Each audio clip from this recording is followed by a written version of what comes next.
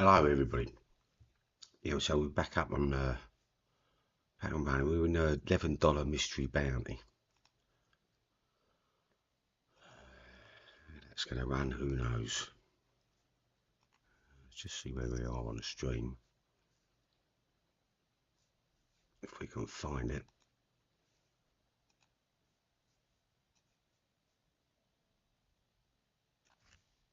Copy that.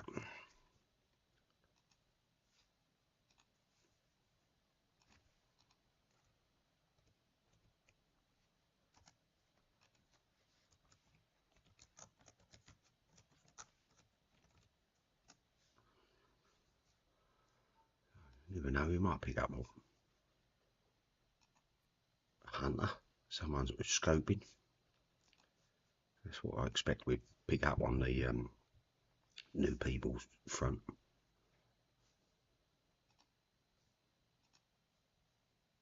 I'll stick the chat up there just in case.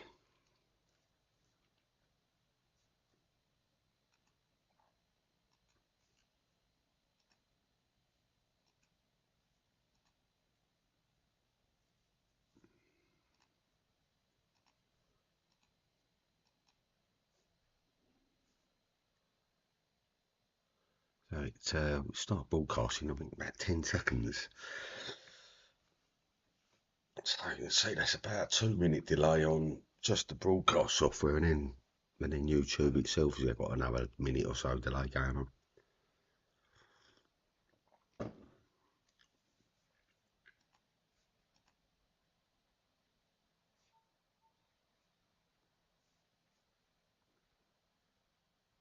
Let's put up.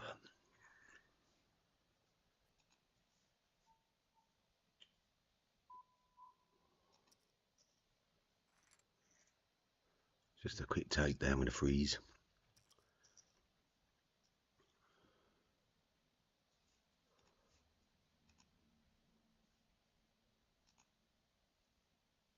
Alright, so there's the stream up, and just whether anyone pops along and sees us.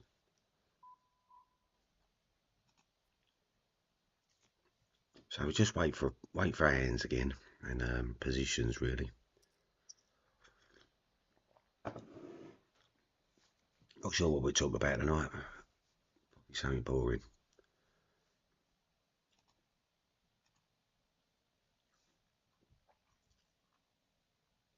So tight aggressive play today. Stick to a strong starting hand, especially when we're out of position and whatnot. And aggressive when we enter. We're going to make sure it's coming in raising. Never limp. But when you think you've got the best hand, that's the main thing.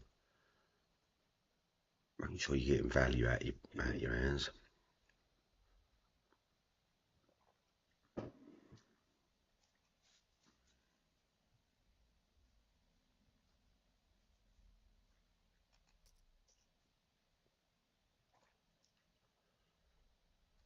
So 3-6 on the button there. I mean, we can play in position. I mean, look how saucy these bets have got here on the river.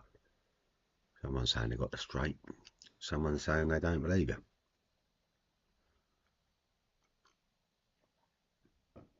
Or someone big-ended to it.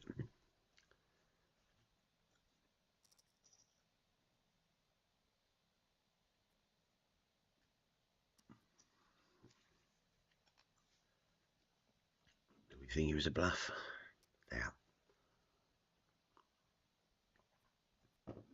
It's ballsy if it's a bluff. He is quite steep, stacked already.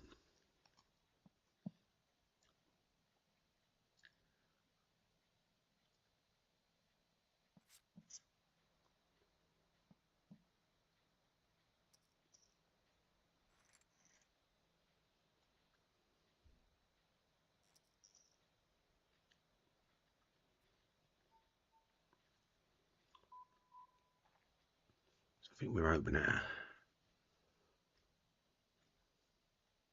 race X. There's still quite a few people who are open to answer to, but I still feel quite favourable at the moment. Small blind, big blind to deal with. Got a defender going on. Okay, so what's he going to do here? Okay.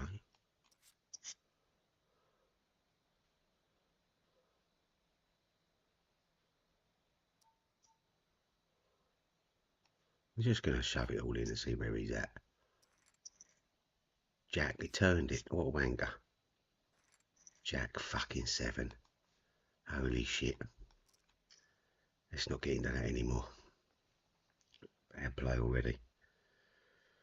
Jesus Louise. I had to see it though. I had to see what shit he got in there with and what he was bashing out bet because he was just defending a big blind. That's all he was fucking doing. And then he turned a jack, didn't he? Like a lucky prick. But yeah. We see it. Got to read on him for next time. Live on Twitch.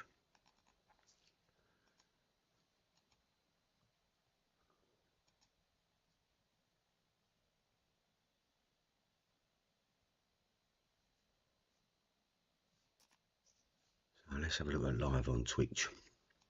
It's a bit disappointing in the fucking bounty. Bit disappointing. I mean, I think it just was bluffing. That's what it felt like, and he was. And then he happened to be lucky and turn a jack. But there you go. I'm just going to go hell for leather.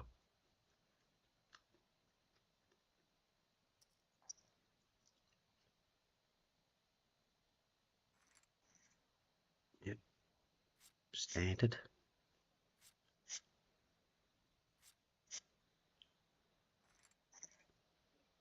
Running at its 40% equity.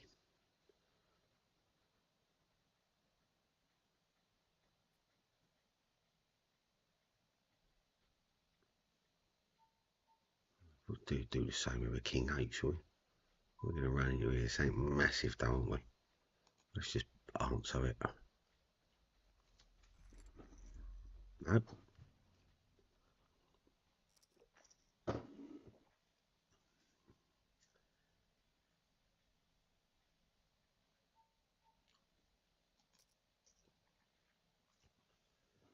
Just pure gamble hands. Anything that can make a straight. Fold up to that sort of aggression now. I think Vince just wants some money back, doesn't he? Yep. Okay, Vince. Got you. So Vince, we know, will fucking dig his hand in his pocket. He's got it in for us.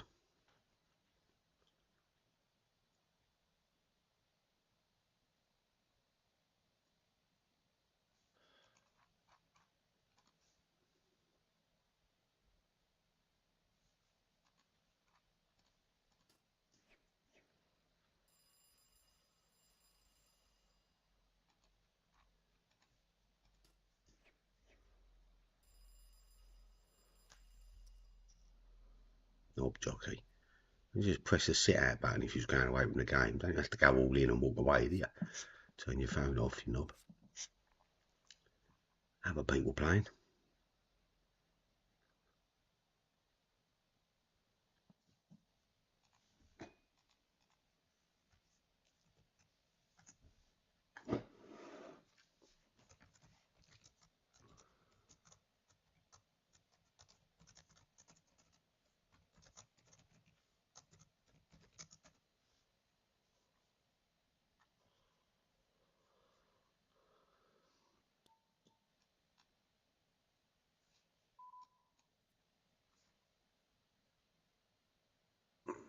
They want to try and knock me out.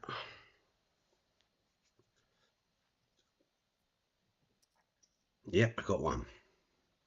Pockets. Maybe, or tilt. Pockets or tilt.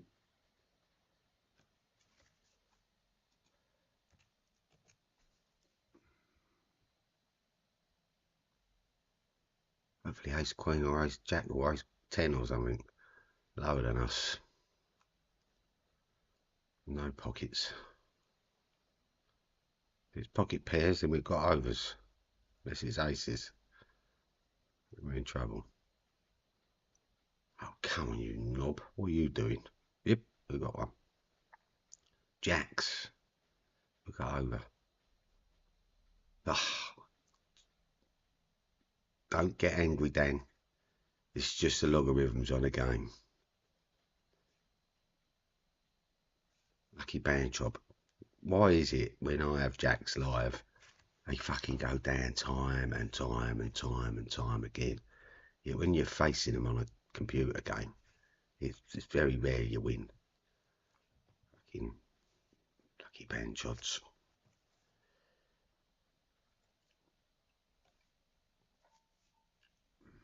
Let's just push him straight back in. Seen a hand, I might have some respect for it. I ain't going to be running in queens, jacks, or kings, aces, jacks, tens, nines, eights. The lot, I suppose. And we've got a computer hand, no, Queen 7. That's the original computer hand. Well, it's the lowest hand a computer would play. It's what it was when they first was playing computers against the computer. Humans against computers. Rock on. Does carry a 40%. Same as this hand. Also carries a 40%. And the under the gun limp is like, what's this? Yeah, is that what we want on this sort of thing here? What's he doing it with? Ace X or Big Ace? King X? Small pockets? Let's take a spin up. Let's do it.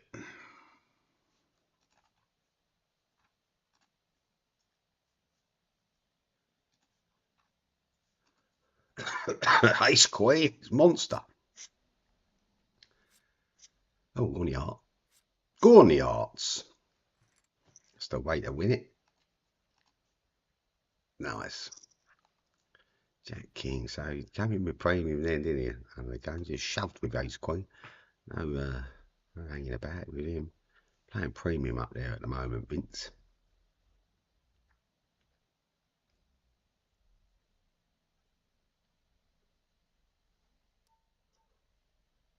We're gonna raise him and see what if he's just trying to steal.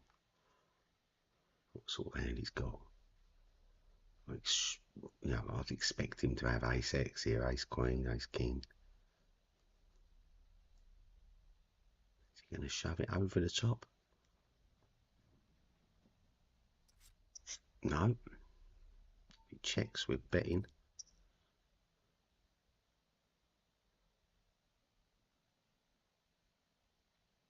It could be pocket pairs over the board, and they just call this. Where we go, and we put all of our money in. No, we're saying we're all in. The rest of it's coming in the next bet. I think he's tank folded. Yeah.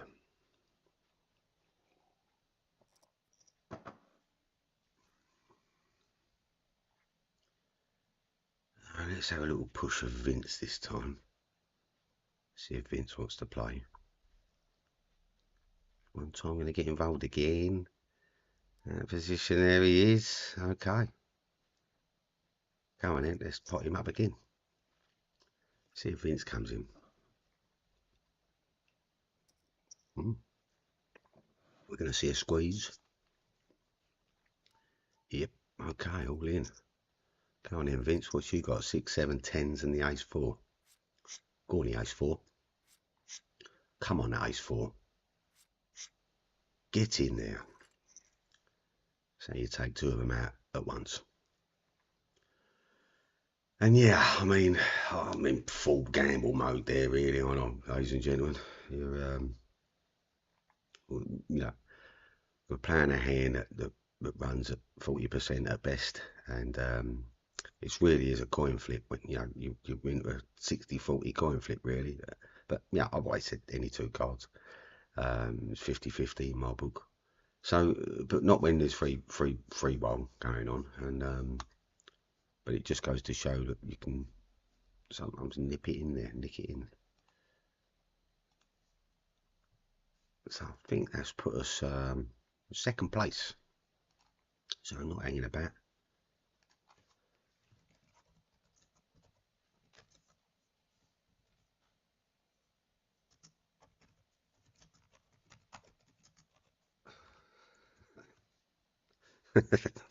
Yeah, I don't know how long that'll last.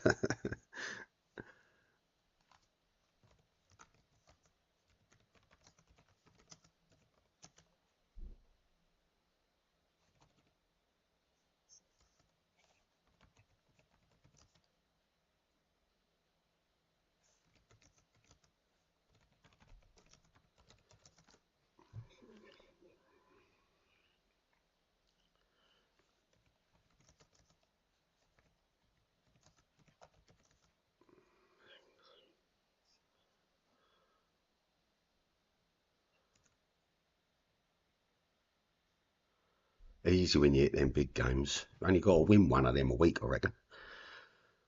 I reckon if you win one of them a week, you know, when you're talking big games like when you're playing $3 spin up game, and the prize fund is like $70 or $50 or something, or even $25. Like you're to the deep realms there of making some dough.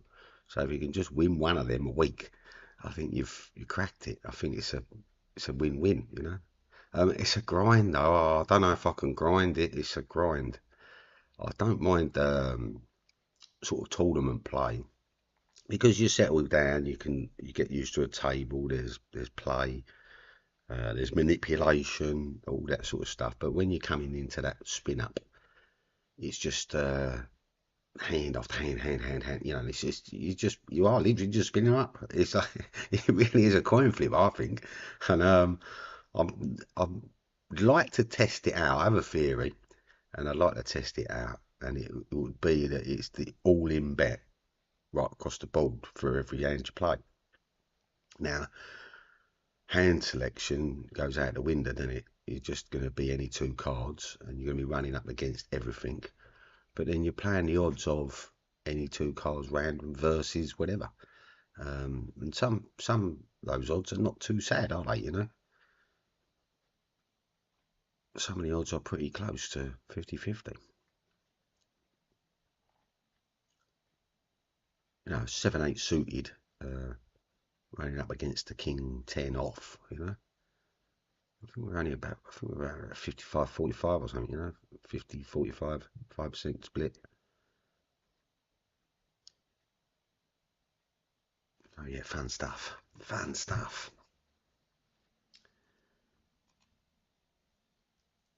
So yeah, focusing on position today, and then implied odds and pot odds. We're going to have a look at sort of some bets.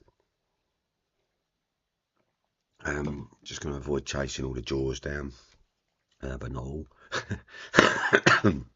Not bluff too much. We're going to try and keep our bluffing down to a minimum and just look. We're just going to go aggressive. I'm about tight aggressive. I think we're going to be probably more like loose aggressive, and go for it that way. We're trying to avoid some tilt today, and let's see how we get on. Yeah, one of those.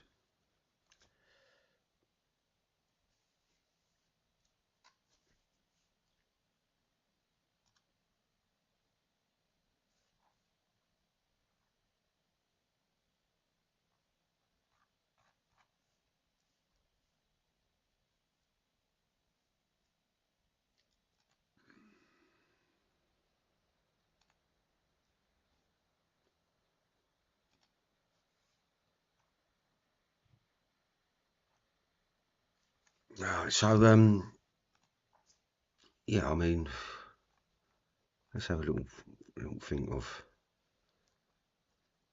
So, what would your play be? That's a good one. What's your play in a situation? So the scenario is you're in the cutoff. Let's say ace eight suited. You raise pre-flop 2.5, 2.5 bigs, and the button calls blindfolds. Right. So cut off your ace eight suited. Open it up 2.5 standard. and your button calls and the blind folds. Now, let's say that flop comes out a king of spades, jack of spades, six of diamonds. Yeah, and you lead out with a bet of 3.5 and the button calls you.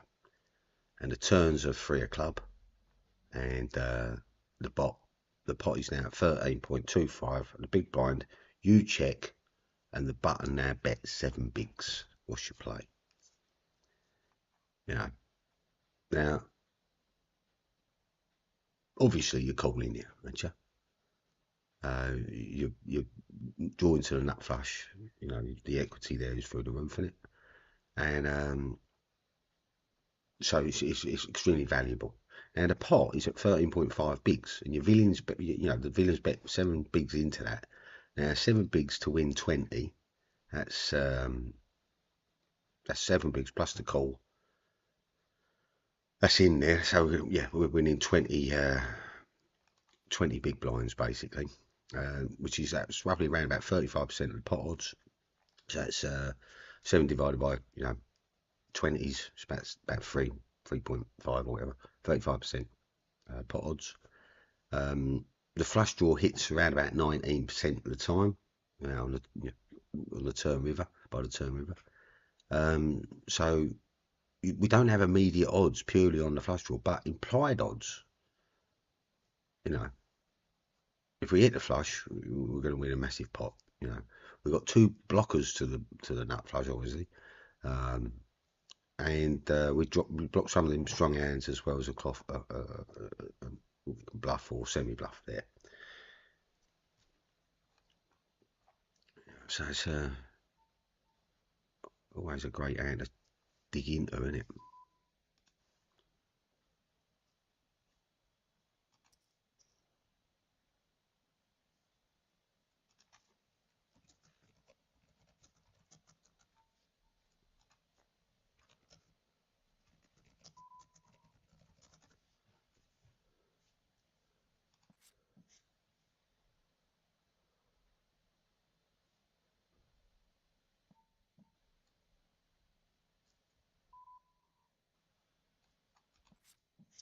We ain't got no bluffs here. I don't know. We're just going to check that down. Queen 5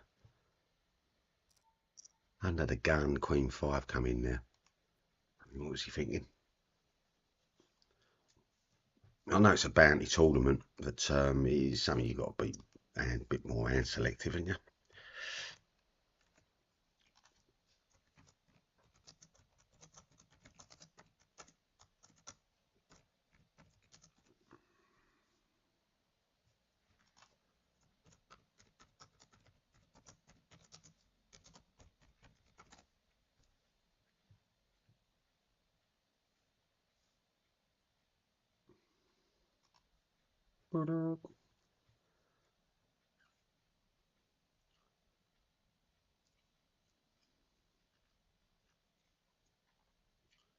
So a lot of the game sort of we're always sort of sticking to a GTO sort of format of the game to a degree, and then we're going to be exploiting areas of that with other people's hands and position basically. I mean, it does tend to be position that you get more of exploiting going on.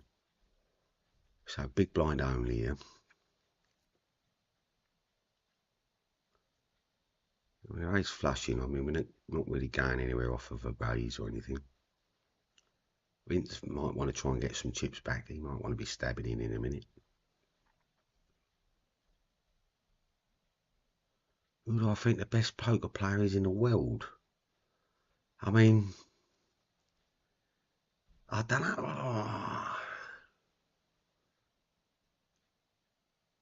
I mean, are we talking lifetime earnings? Lifetime earnings? Or just who you think?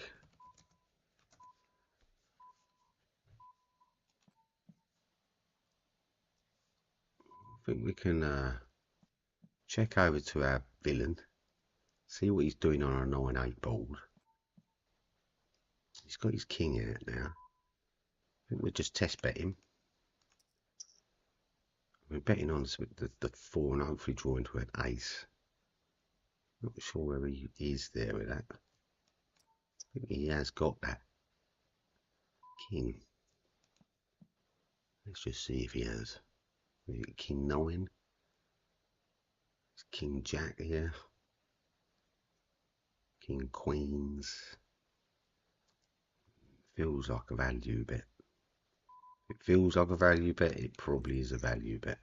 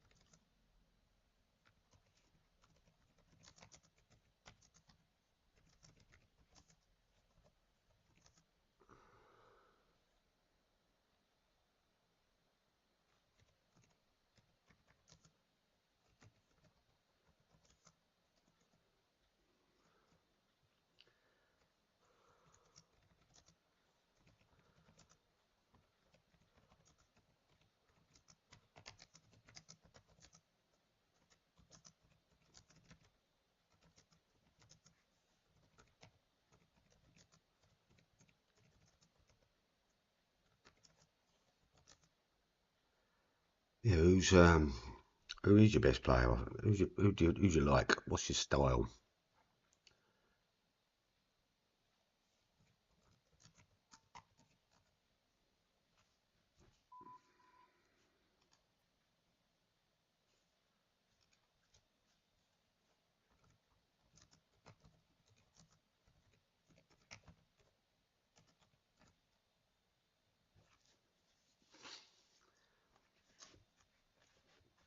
Like I like Daniel Negreanu's take on the game and his play of the way he exploited poker before a lot of other players did.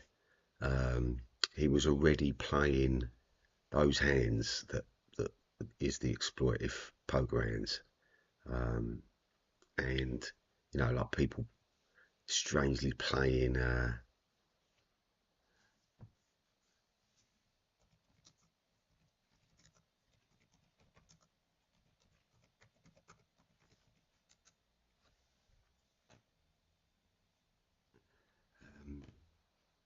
The way that Daniel Negreanu will, if it's cheap enough, and I've seen him do it, come in with a 10-5 suited or whatever, he's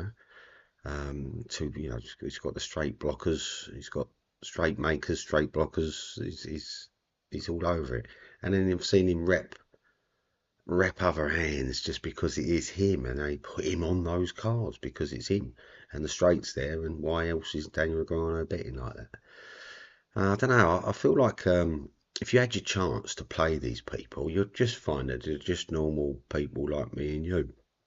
And sometimes they'll have a good game and sometimes they'll have a bad game. Sometimes they get good cards, sometimes you won't, sometimes you hit, sometimes you don't, sometimes you're able to manipulate a player and sometimes you're not, There's sometimes where I've been bluffed off of a hand by a player that I call to the ground normally. But then one day I fold to them and then they show me that bluff. It's like, oh, damn.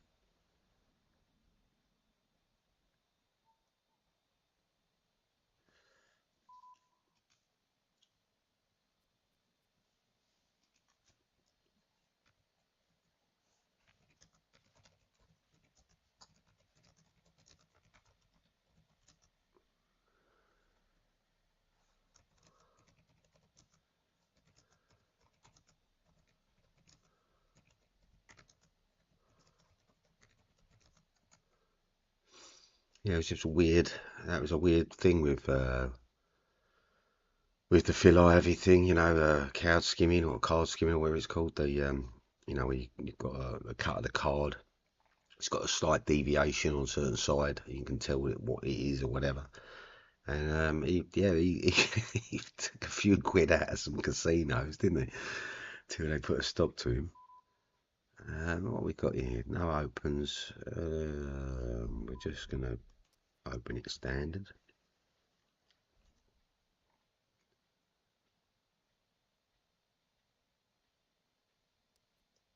But yeah, he chose his own croupier, his own dealer, his own cards. He knew what he was doing, and you know, like, and that's why I was saying, like, did he know that, and did he approach this dealer or the dealers or whatever, or was it a case of, let's go pot, or was it a case of he come up with the idea and then picked up the dealer and the cards and all the rest of it, or did the Chinese mafia come in and so we've got jacks against queen eight against me pair of old sixes here.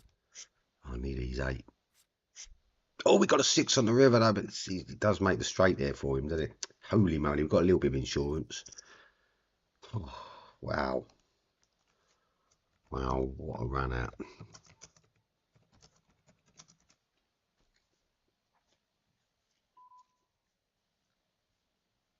Mm.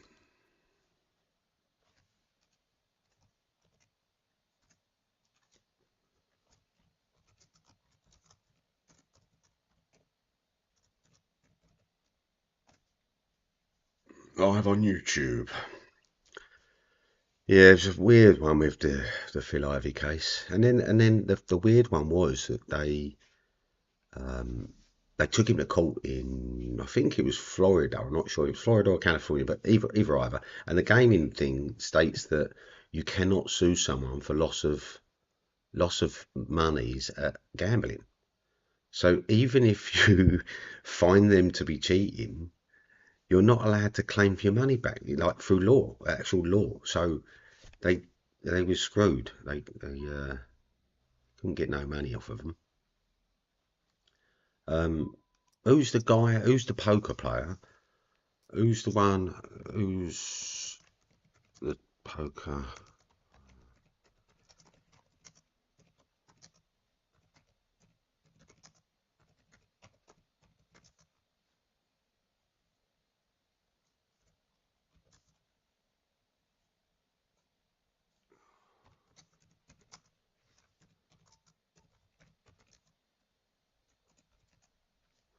Can't remember. So we've got an all in from Vince. Let's go and call him with a king eight. He's got a king four.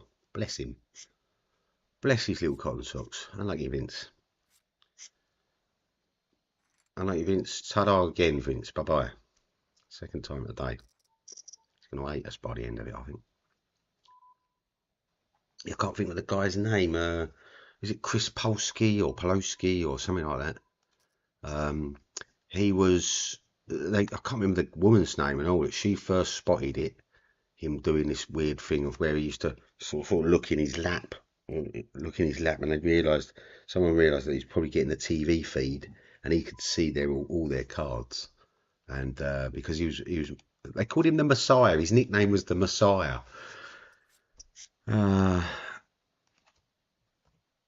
Nicknamed Messiah.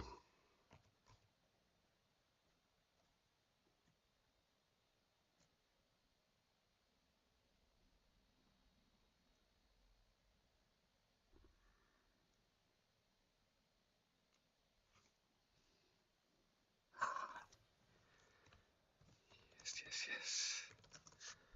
Nice one, Silver.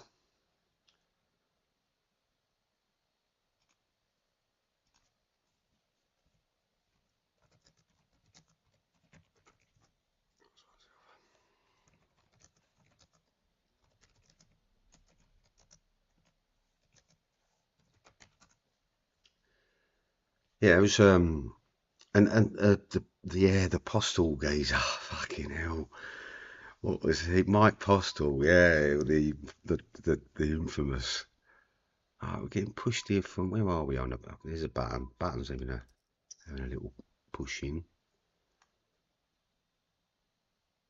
We're under deep, big blind effective, so we're just gonna be a little bit gambly at the moment till we go down to like the 70 big blind plus. Checking over the aggressor.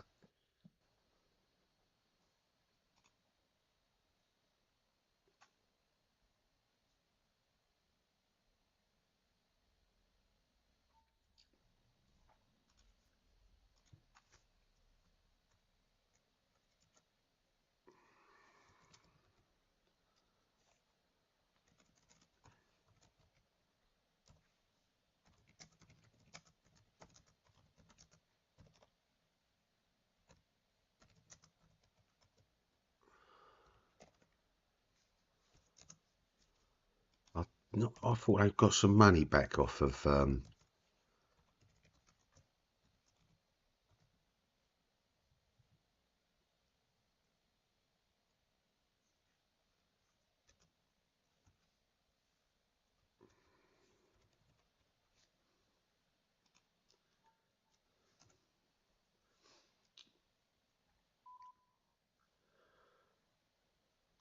2.5.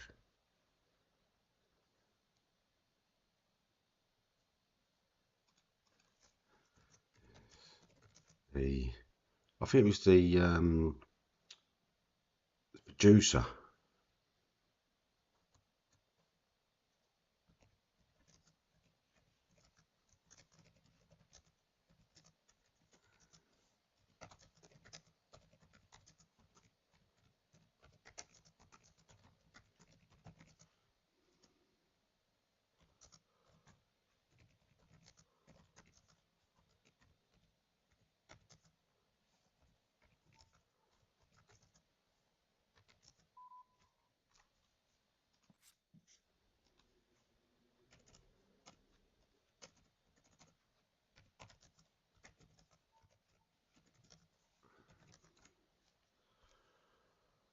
Right, what we got opening up here for us? We've got an up and down straight draw with a flush board.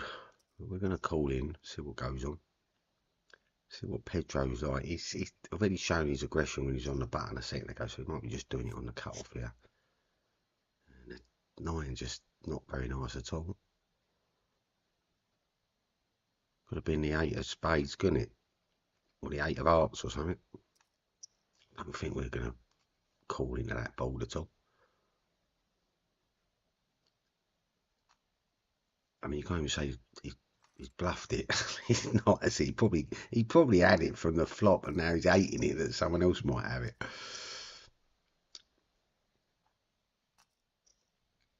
Just folding out these mediocre hands.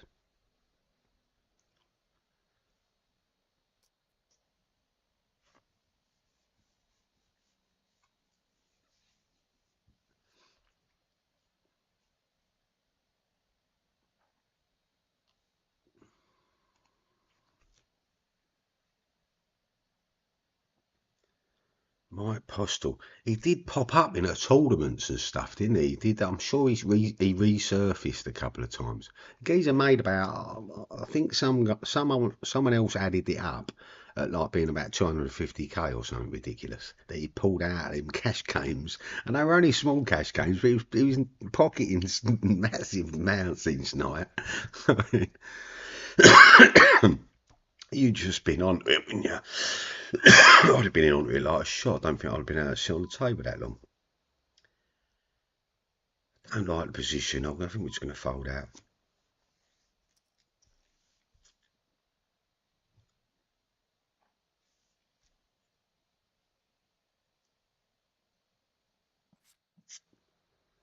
People are laughing and going, how the hell is someone like you to fold that out, Dan?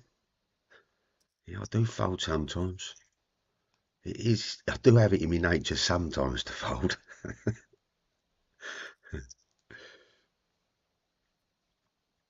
We're even worse now, but he's pushing us onto it. Right.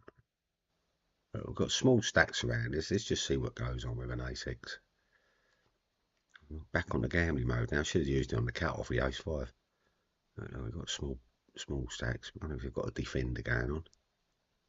He's got a bit in there, hasn't he? So we gut shot for the 2. I think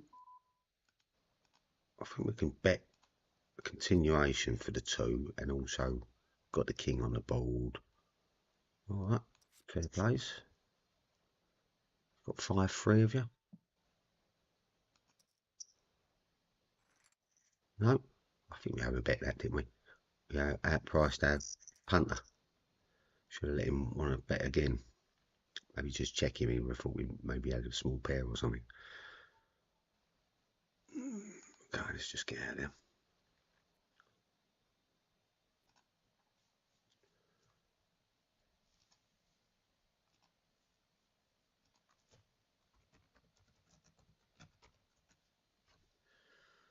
So I don't know.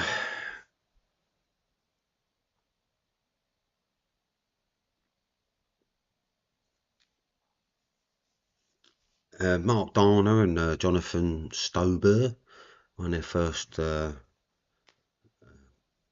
Series of Poker bracelets. You know, $2.5 grand, no limit Oldham events. Darner took like just under $500,000 on a $3.3 million prize pool. It's nice. I think we're opening that. We're opening it thin though, because of position.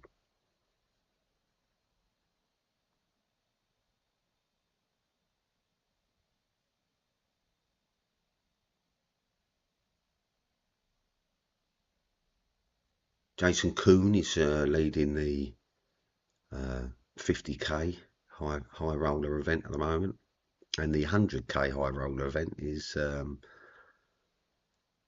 that kicked off today. There's 20 people in that at the moment. Some action going on there.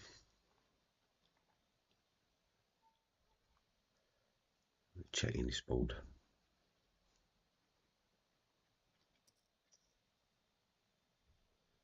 He's putting half his stack. He's not going anywhere, is he? We're drawing on an ace, and that is it. I mean, I've got to put him on a king and the 9. You know, both must be within his range. Or he's just out and out bluffing. I think we'll let him come out to it.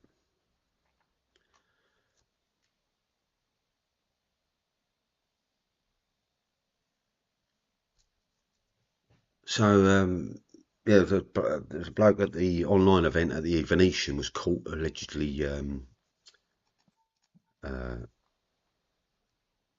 using a real-time assistance, basically. Real-time assistance, AI.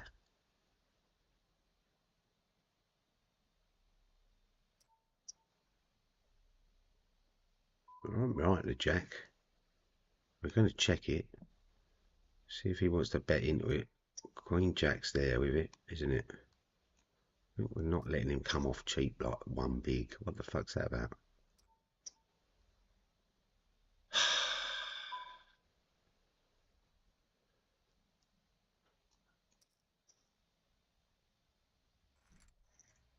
Rep the ace, but it was a horrible turn, horrible river. Maybe we was behind. It helped us. But yeah, it did feel like horrible weather. Yeah, it's been using a real-time assistance tool on his laptop. Now, how is it that people are getting away with this sort of stuff still, or not getting away with it? We're catching them. So if they're catching them, what's the problem? I think they should set up events where people could try and crack them, you know, try and break it.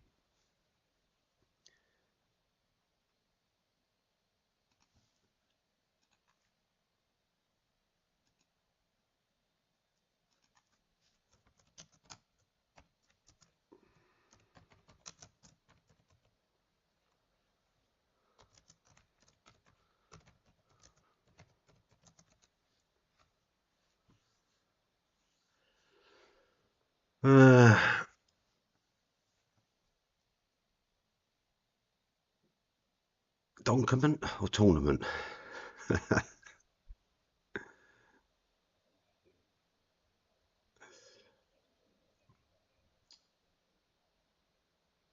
So yeah, this tournament we're playing is Mystery Bounty tournament, which we won't know until the late registration happens and we go into that next range.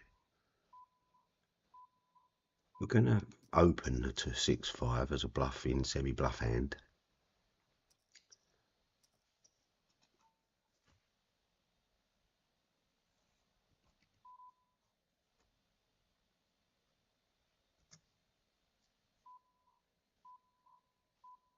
Let me check that.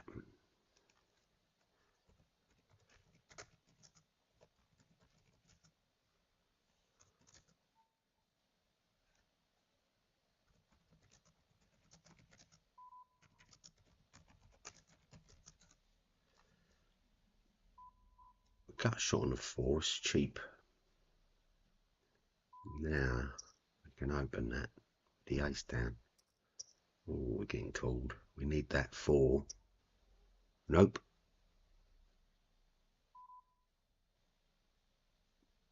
If we bet, we might take it down. He could have ace 10 here though, and we're just drawing dead here. I think we're going to check it to him.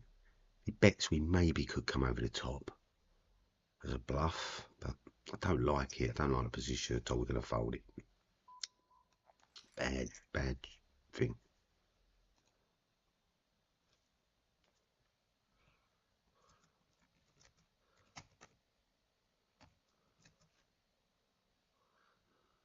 That early. Ace king. This is jack 7. We hit a 7.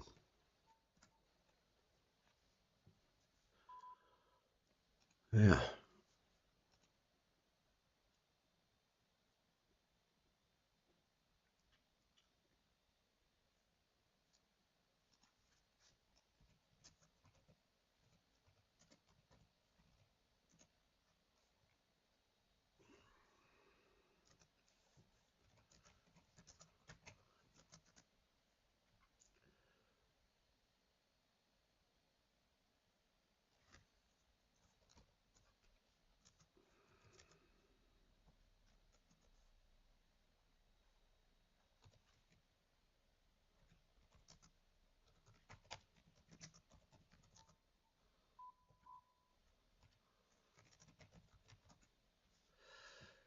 Right, so we've got an all-in from Pedro.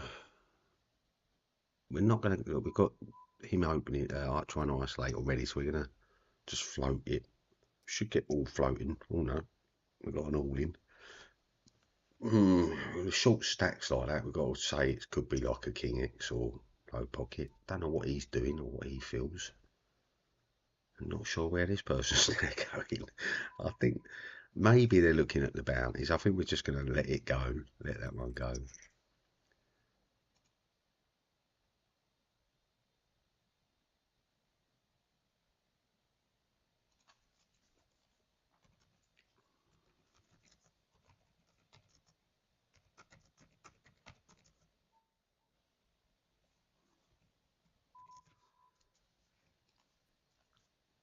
So early position, you want early position should be sort of 9s,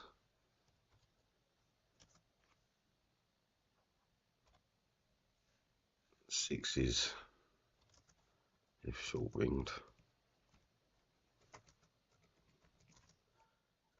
Late position, 2s up. Yeah, if you're deep stacked, then yeah, why not be on the button playing your pocket 2s, pocket 3s, pocket 4s, you know. But as you come around these positions, you really want to be closing that gap. So realistically, like mid position, you want to maybe think of 6s there, and then as you're coming around in under the gun, you know, put 9s in. So you know, anything south of 9s, you could get yourself in a lot of trouble.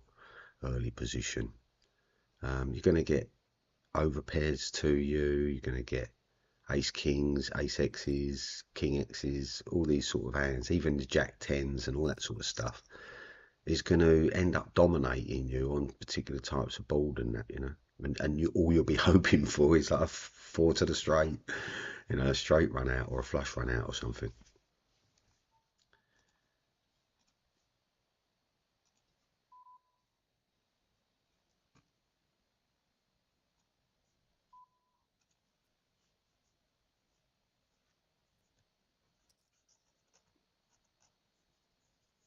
Mm.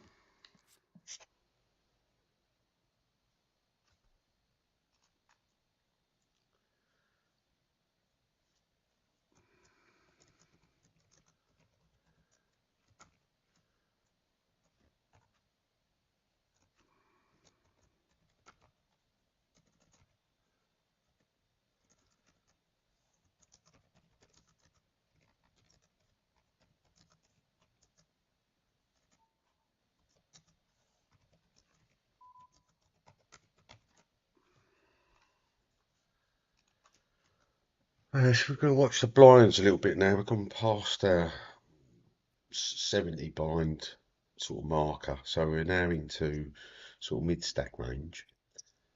And in mid stack, we want to sort of preserve these chips a little bit more. We've got some short stacks appearing around us, which is really dangerous because they're looking to shove now and they're looking to get all their chips in.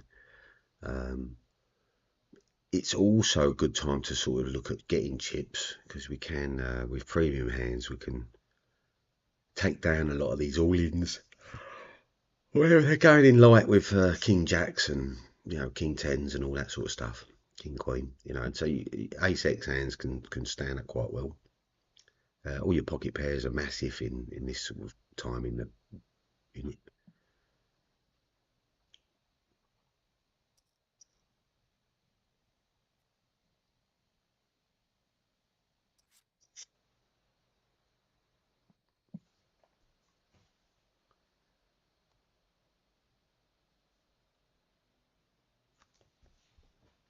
Yeah, so this is a sticky board for someone here, isn't it? Richie Yoke wants to dominate, but well, he's saying he's got a straight, I reckon. I don't know. It was an easy call by Mr. Green on exploitive 9-7. And this is where Rich has not thought about what Mr. Green might have. Now he's just all in on my big blind. What the hell's that about?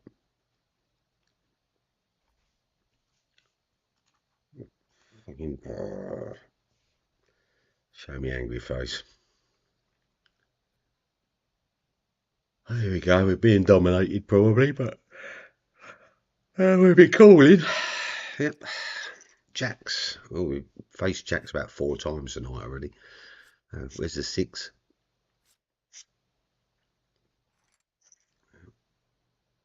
Standard.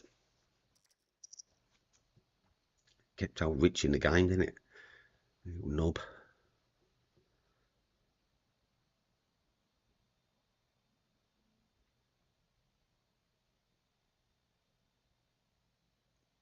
And some people go, oh, why'd you call him? You know he's going to have a big hand. Well, you don't, do you? He could be tilting there. He's got low chips. It doesn't matter. Even if he had aces there, I don't care. You know, I'm looking at 2 pair then when he's got an aces, and he, you know. But yeah, I'm always going to call that sort of bet into me.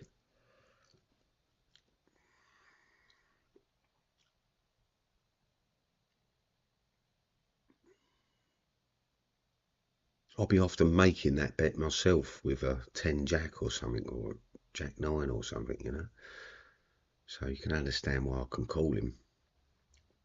What's going on with this person now? Why is he taking all this time up? Just slowing the game off. Boring, boring shit. Boring, boring, boring, boring, boring.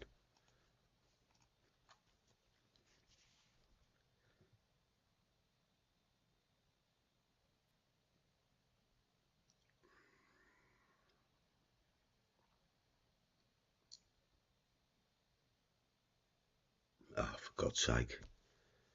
You just put in one. You just put in one. What did you know, why?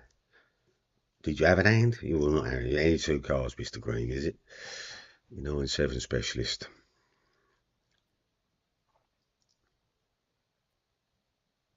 Yeah, it's hard online because you don't know what people are doing, if they're having a cup of tea or making a drink or what. I think the smoke is in order, for sure.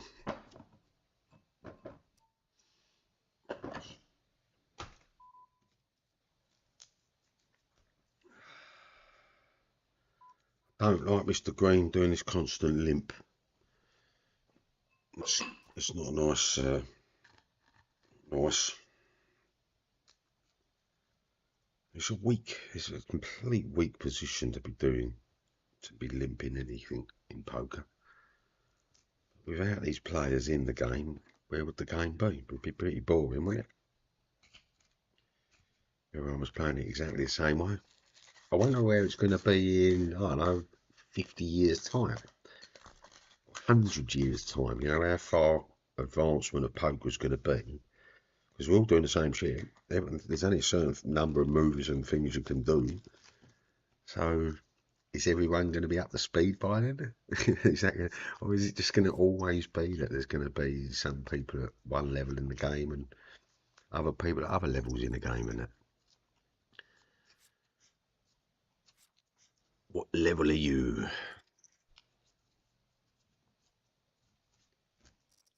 We spoke about Daniel Negreanu on the chat earlier, and one thing he did come out and say was, and I like the statement, the analogy of it, about the fact that you might be, let's say you're number 6 in the world of poker, lifetime earnings, whatever, and every tournament you go in, you're number 1, yeah.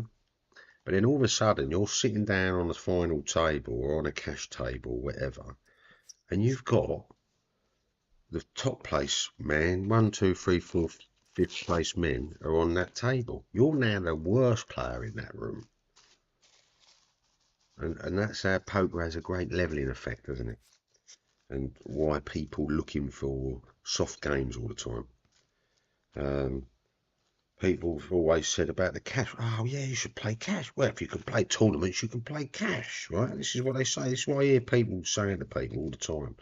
People in a pub game where the players in it, the standard of play is very low, very passive game. Very rare do you see a 3-bet or 4-bet going on. And in that, there's people there that go to that says, "I come and play cash," right? And I know the people that are asking, it's people that are looking for manipulation in the game. They're looking for an easy spot for themselves, somewhere where they can make money. And that's what poker players are looking to do, is make money, aren't they? Everyone's looking to earn money out of it. Whether they actually make money or not is another thing. Whether, some players making money one month and losing it the next. So yo-yoing backwards and forwards for a bankroll and that. Other players are more successful and their bankroll grows through the year, and they get to the end of the year, they're in a positive sense, More so like myself, more of a wipe my mouth, or, maybe a little loss, a little gain, depending on the variance for the year for me, I think. Jack and I will fold that out. I don't need to get too experimental just yet. We do need to start thinking. Blind's down to 40 bigs now. We do need to start thinking about some manoeuvres soon. Still just waiting for a card set. And we might be able to level into the money if we just sat out now and get into a position of finance. But is it? Let's have a look when these bounties might start. I think it's when a certain amount of the field remain. Let's just see what that says. Structure. Payouts. Mystery bounties are generated at the start of the final stage. Whatever the final stage is. Regular prize money. Starts at 27th there. I'm not going to get adventurous just yet. So we've got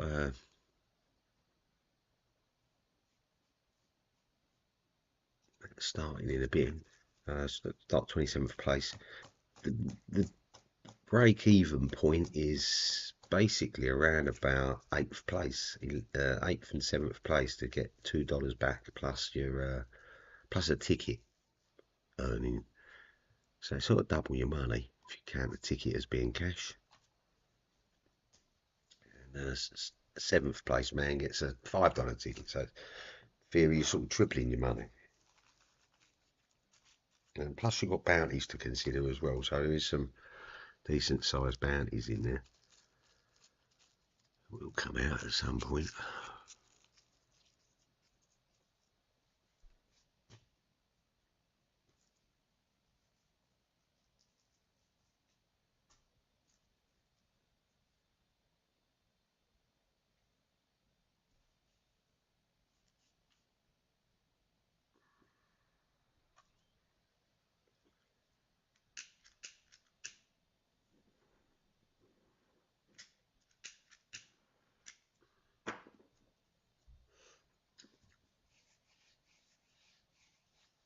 Nice bit of silver bubble.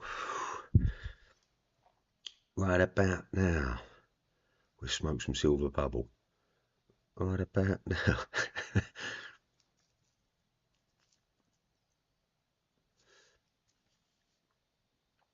So in that little sort of the semi-bubble, I call it, where we're just before the bubbling sense.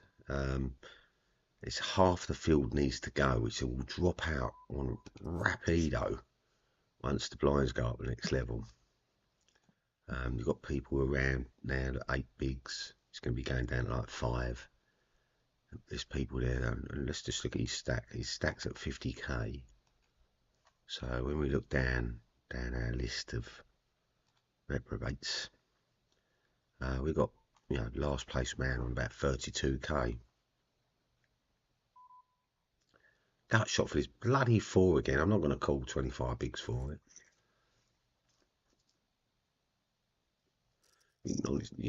Got to put that one ace 2 there, and didn't they?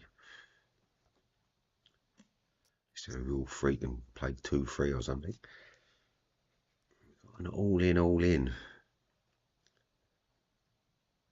It's just, we're going to fold out the ace 5 and see what these two are going all in with. Give us an idea of the field a little bit, These have made it this far, haven't they? 9 bigs. We're not going to get them. We're not going to do it. We're going to let them go. So ace 5, the ace ain't getting an ace out, is it?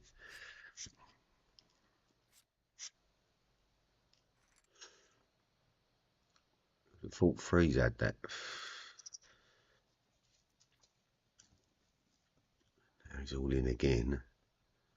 Honest John might put in a bid for the bounty lost. Nope. Mr. Green's definitely going to... No. Okay. Just stabbing a 2.2 for it.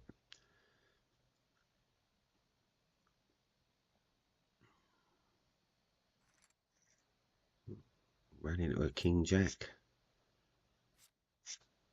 Oh, God. Up and down straight drawn. How many times today are we going to be up and down straight drawn and not hit? Bit frustrating again.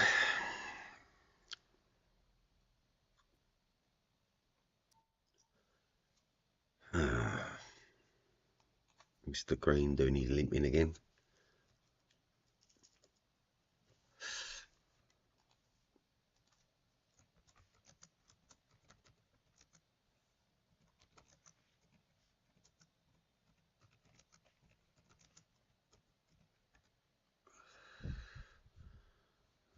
Surely get a call from Mr. Green, who's put 1 in. Surely he put the rest of it in. Yeah, ace queen. I don't know, was he enticing the bet? Was that what he wanted? He didn't get what he wanted in the end there, did he? He got covered. Ish. He just wiped his mouth there, did he?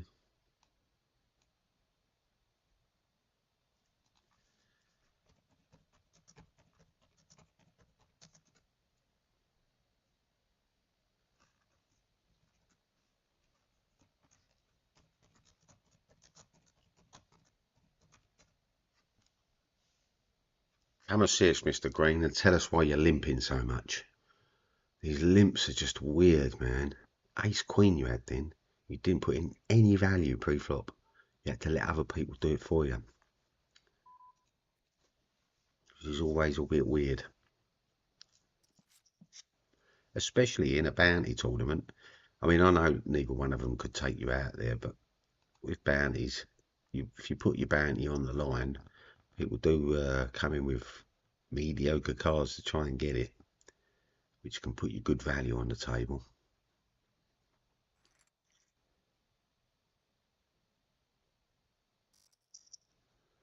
We just really need a decent premium at the moment to try and get doubled up on. Just going to sit and wait.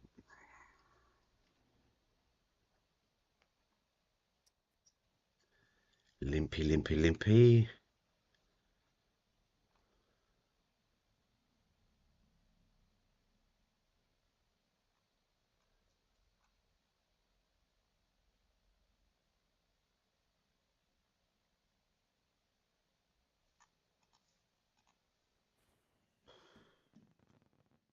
All this limping, mate. That's where you're supposed to squeeze now, aren't you? With your big hands, your big premium. Got some extra chips in.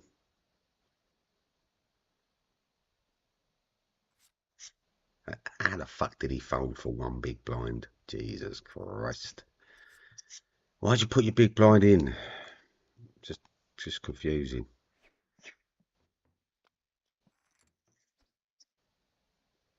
Stop the limping. Limpy, limpy, limpy. That's what happens to limpers. They just get punished. And you only have to put in two bigs and it gets you off a bit. That's a bit weird, isn't it, Mr. Green? Look at your hand and then decide whether you want to put them chips in behind it. Because that's really what you're doing when you put a bet in, is you're betting with your hand. So, you know, you want to see a flop. You're not going to be bet off now because now you've got this hand that you wanted to see, haven't you? Now, if it is a shit hand, don't fucking play it to start with. Don't limp it. Don't be a limpet. We'll keep this thin. We'll keep it thin just for the we'll take off one bet, one click betting for the time being.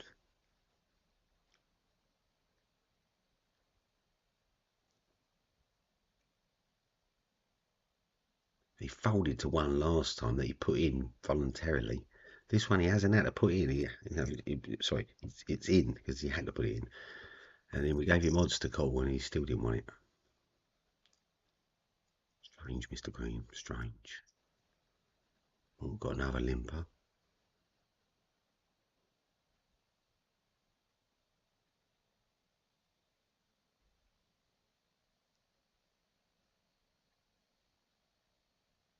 I think we're limping, you know, ace kings, ace jacks, all that sort of stuff now. We'll just put one in. Well, it's easy with a paired board when you've got someone who's scared betting. Worried about bubbles and all that stuff. Down to 47, so only another 20 people to go. And then blinds are, you know, Mr. Greeny on 11 with 95k. 95, you know, I think the starting stack was about 100k, wasn't it? 50k, something like that. So this is 10 big blinds. This is a double stack, I think, at the moment.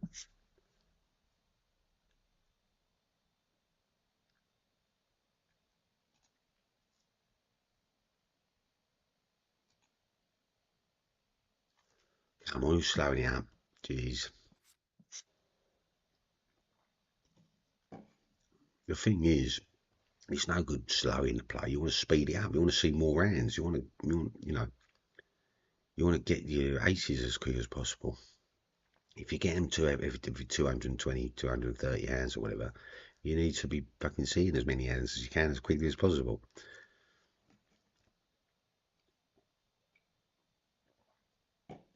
Hitting some pocket pairs is sort of every 16, 17, 18 hands, that sort of thing. So it's easy to just speed through. Come on, get through, get this hand over. Let's get some more cards out. Let's get some more cards out. Give us some more cards out. because each time it's getting, you know, getting closer to your pocket pairs, pocket aces, pocket kings, ace king, ace queen.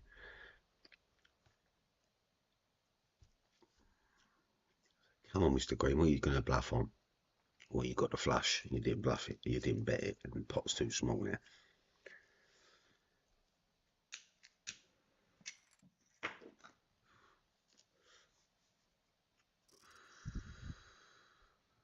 Six four on the button.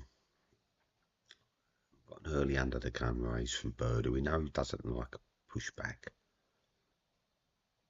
We're going to fold it. We're going to fold it. If we flop a straight flush now, we'll be pissed off.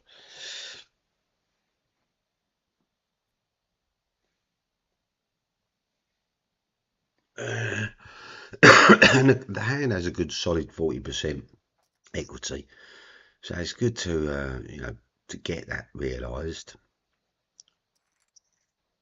Look, we'd have ran in the kings. The jack 7 is no, nearly coming for a bluff. So ace king this time round.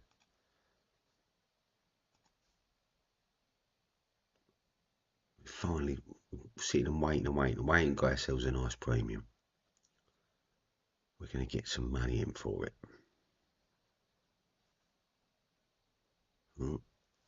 Slow player. They might be trying to scam cards, who knows? No. No taker. We're going to get a limp from Mr. Green. No. It's going to 2.5 it. It is a bit rich for everyone at the moment, even one big.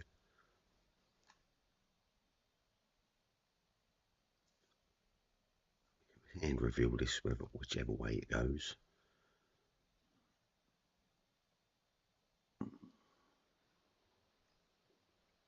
So people don't have to go and wait 3 minutes to go and see what hand it was. There it is there, everybody. Ace king. Nice ace king suited.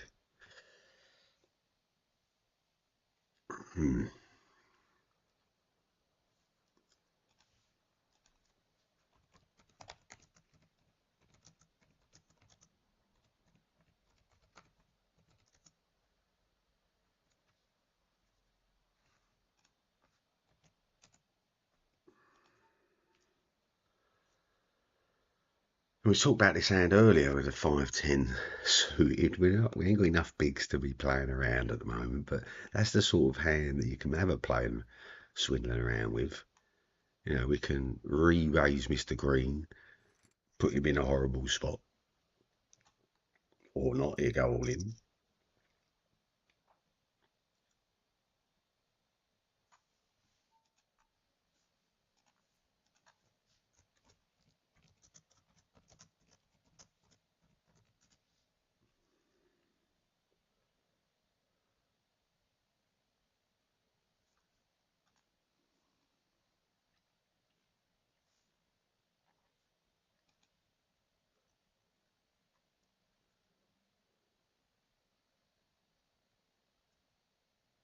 So we're getting close down to the money. There are around 44 people going.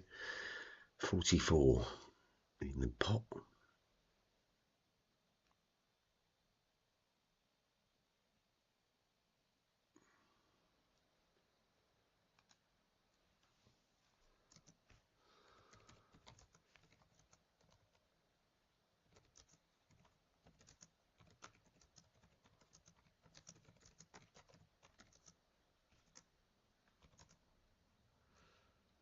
So just go to another quick break there. Yeah, so what we was talking about was some very notable stuff going on.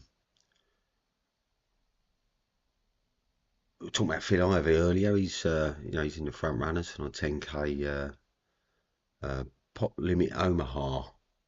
He's playing in a big tournament at the moment, 10k tournament, 8-seater.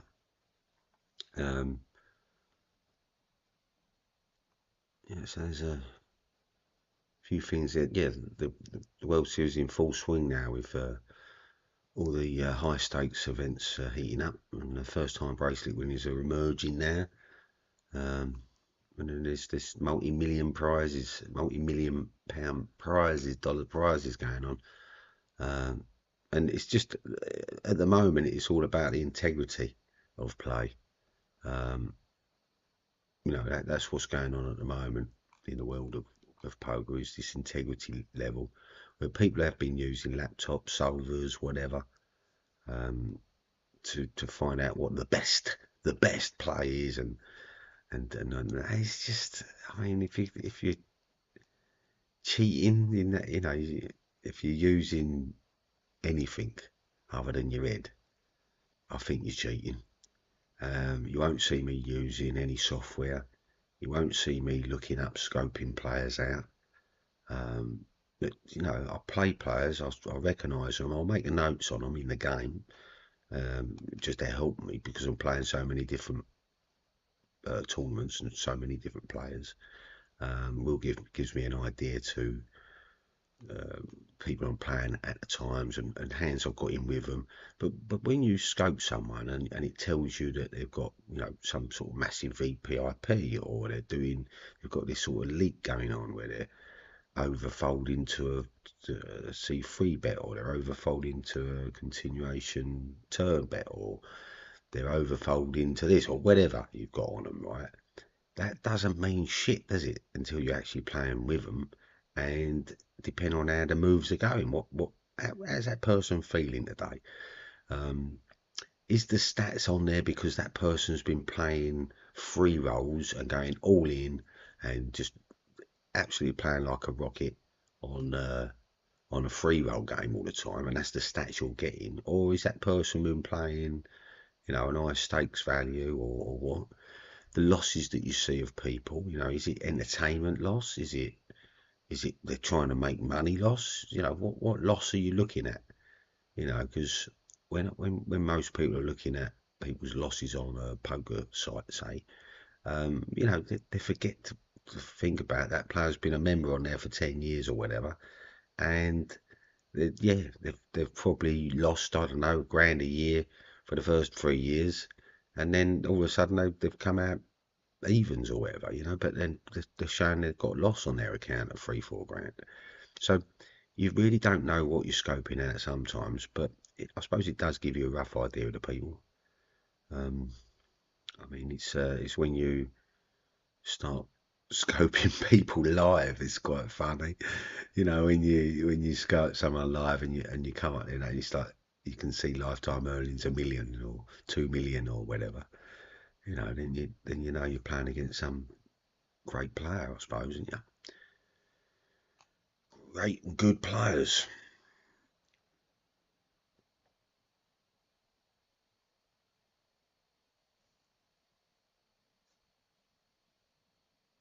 Standard, I suppose.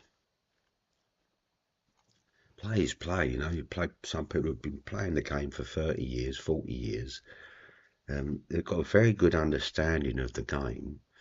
Whether they're a winning player or not can be another thing, can't it? They could be still a losing player, but they have a real good understanding, knowledge of the game, So they're going to have their days. That dog's going to have its day, and you're going to come up against them at certain times when they're having their good time, they're hitting everything, and you think, well, this player's shit. I can easily beat this player, but no, not today, you're not. This player's going to hit everything. His Jack Nine's going to stand up. His 10-9's going to stand up all over the place.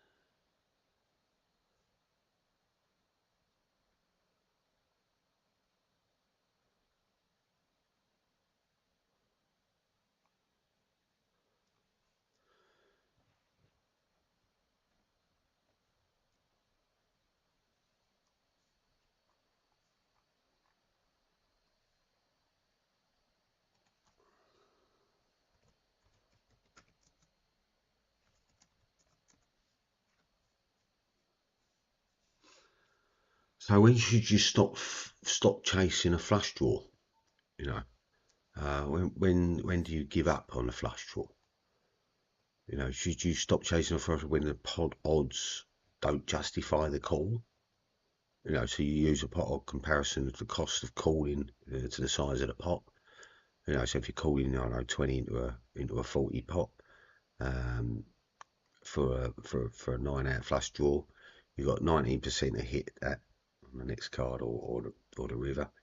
The pot's got to be at least 105 to make that a profitable call based on the implied odds. So don't chase flush draws if you're out of position against aggressive players unless your implied odds are huge, you know, because you're just not going to get there, innit? What about stack size? You know, does that affect your pre-flop hand selection? You know, deep stacks. We talked about this under big blinds plus. You know, you can play speculative hands, mid stacks 40 to 60. You know, more value heavy hands. You know, and then once you're in that short stack, you're in the, you know, you're in a shove or fold range. And you've got to avoid all hands that, you know, just don't perform well, like a 7-6 suited has got lost value on it, you know.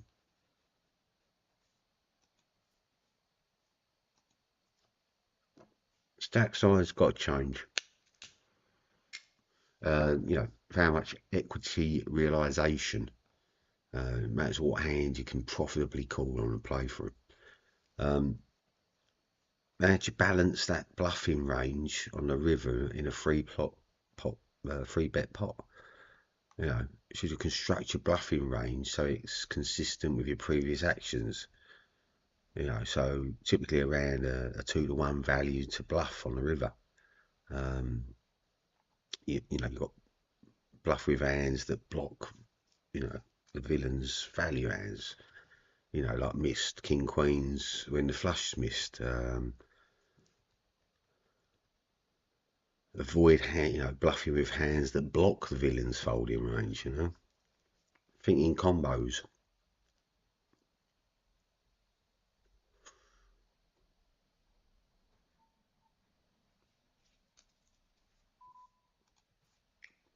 So if you know, if you're thinking in combos, if you're value betting say 6 combos, you can bluff around say 3 or 4 combos for the max, you know, to max that balance. So against a calling station, bluff less. Against the nits, bluff more. You know, that's the thing. If someone knows GTO and they're playing it, they're pretty nitty on it, then bluff more. You know, you can bluff them in a lot of spots. They're going to put you on a lot more combos that you can possibly have there. You know, so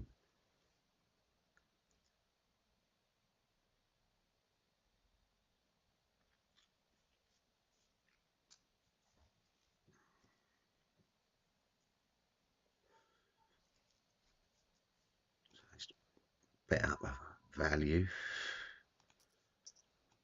Come in the pot. You know, what's the biggest mistake players make at the local game? Overvaluating hands, top pairs, weak kickers, you know, that sort of stuff. We're going to do on a 10-9 board. We've got one person in here. I'm going to go in at half his stack.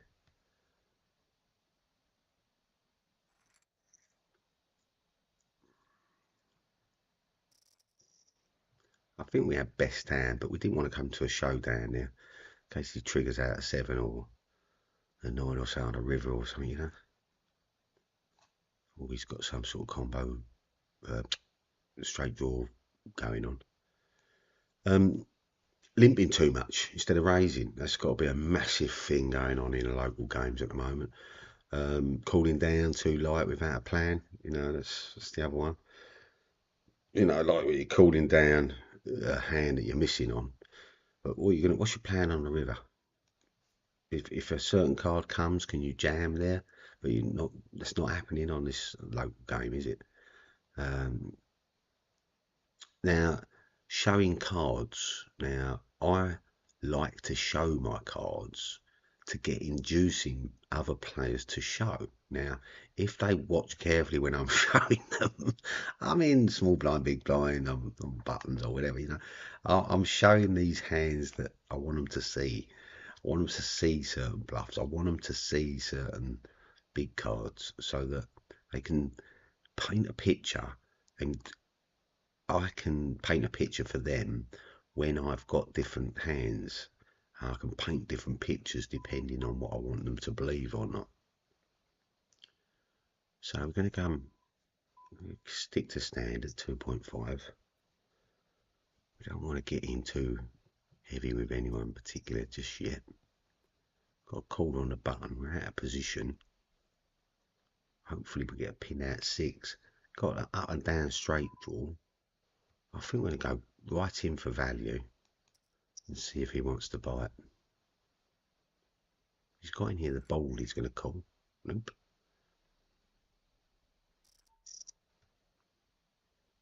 I'm going to open again. Under the gun. It's been a third or fourth time we've opened now. So we're going to get multiple callers, I think.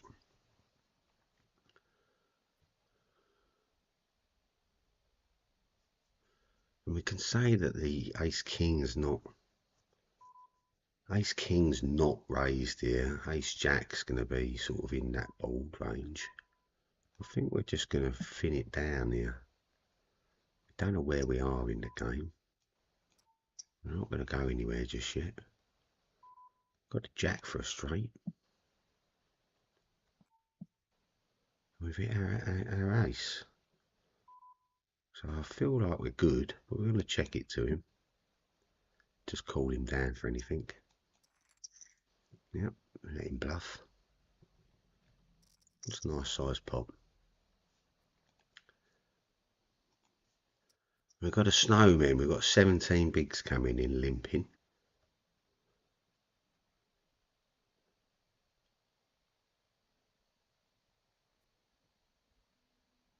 Normally go standard 2.5. Well, we've got an all in. Don't know how big our 8s are. Going to be calling 17 is what we're going to be at. Let's see where we're at on the freeway.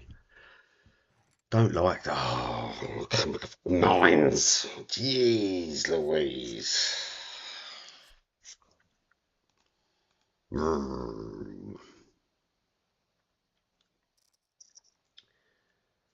Yes, we could actually have come up against absolutely anything there, couldn't we? But we knew he wasn't. No one was going anywhere on that end. 9's so horrible, isn't it?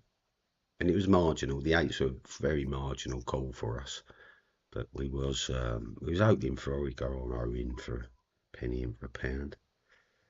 Huku's got an ace-X here, hasn't he? We just called him to push him out of a thing.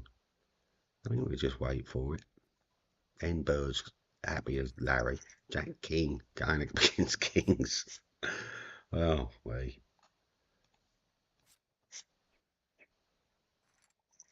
Unlucky.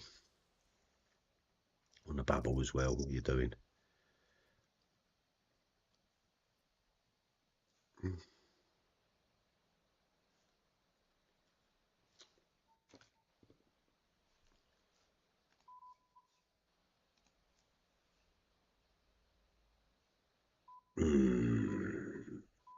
Okay, let's try again.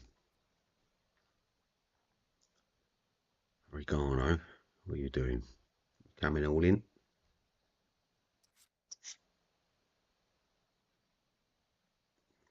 I don't like the 10 or the 7. Wants to come betting into it. We ain't got real sort of draw, but not real backdoor flush, you know what I mean? It's not really there for us. I'll let him have it. I feel like he was just defending and betting out on anything. But he is a random any 2 cards, so we've got to be careful.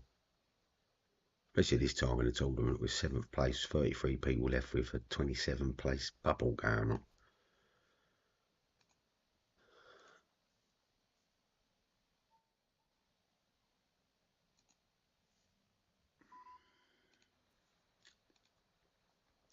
do is I'll stick a tag. I think I can put a marker on the stream when we go to, when it gets to the money place. Maybe that might help some people out viewing it later.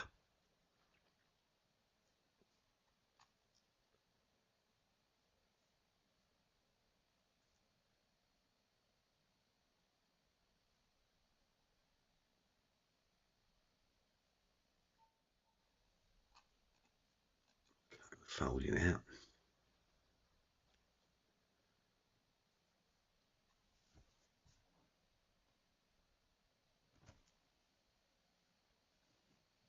So just another 4 people. The blinds are getting pretty slim on some people's necks at the moment. Like Bird on 5 bigs. 5 bigs 70k. So we'll start is that 50k. There's going to be some people down and out in Beverly Hills. Well, in Birds in last place, 30th place. So 100k is sort of 27th place. That's basically the 100k mark there. Honest John's, and he's gone for it. And Bird could ladder up here. Yep.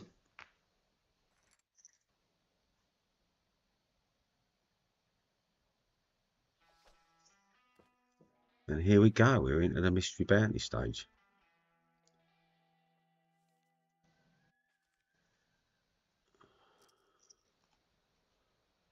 For bounty information. Right.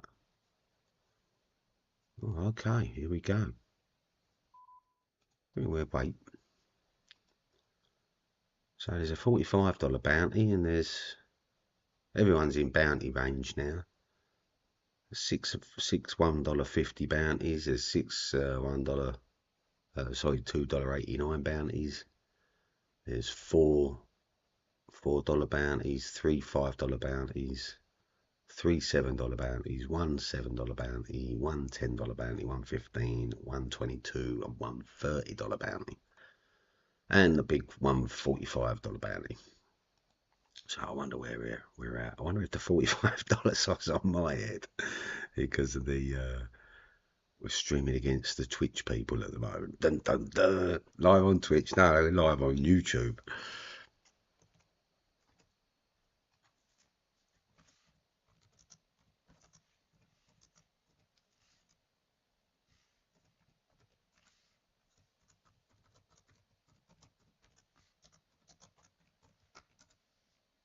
Come and see us. Okay, so we're going to go aggressive. We're going to go aggressive with big hands. Hopefully we don't get run into it. Bigger with more chips. There's a good 10 people to take that can take us out in the game at the moment. So we could really do with a chip up. Oh, we've got an all in. Oh, Jack's ace. I mean, we couldn't have run into it worse. Holy shit. Holy shit. We couldn't have run into it worse, could we? It was a fucking ace jack, and that's why I reckon we've got the fucking $45 bounty on our head. It wants us out. Very frustrating that was. Game, sort it out.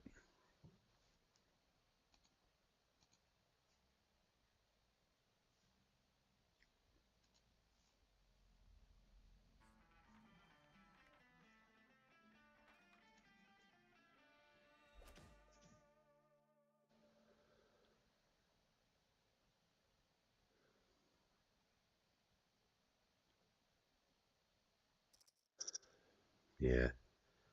That's it, ta-da. Didn't even get ourselves a bounty, did we? Very depressing.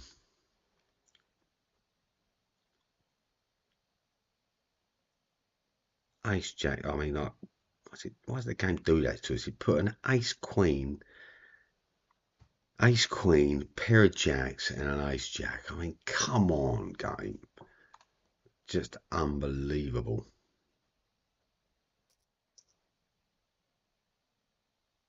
It's like, yeah, let's switch it, turn it up. Turn it up.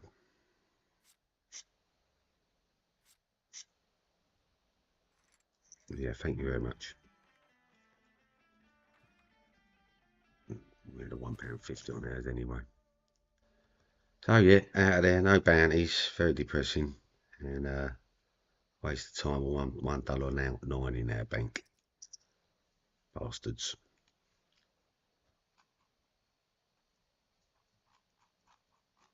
Yeah, game over. Right, so the butchers, where else we're at? Let's just have a look on the what's running at the moment. We could keep in the same vein as what we was, just in bounty range. We've got the Piper Mystery Main Event Satellite Phase 1 entries. Buying for $2. So let's see if we can win a seat to Manchester. Let's get that up on the screen.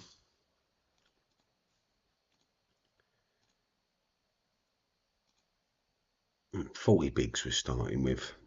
Middle of the pack, 9th.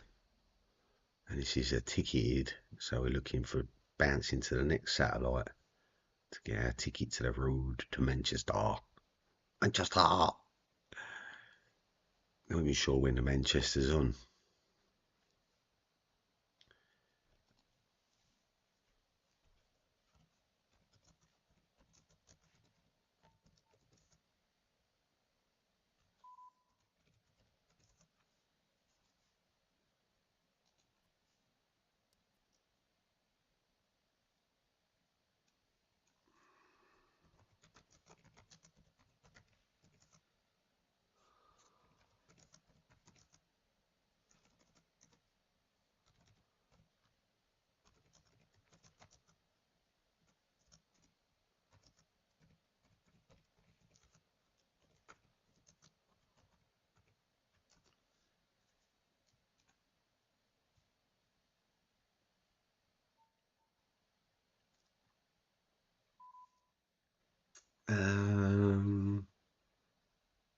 We're not going to gamble it.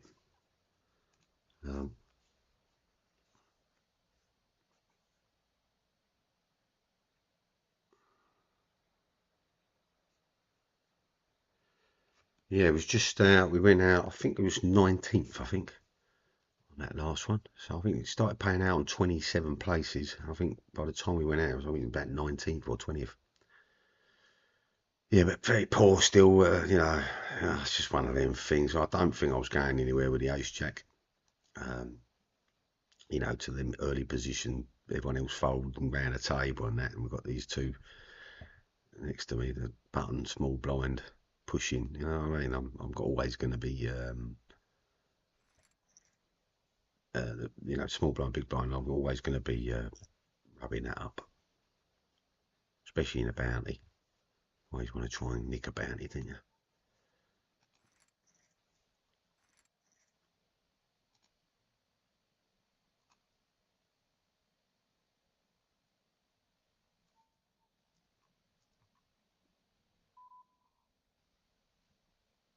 Yeah, let's go up. We're just going to take the one bet off, one click bet off.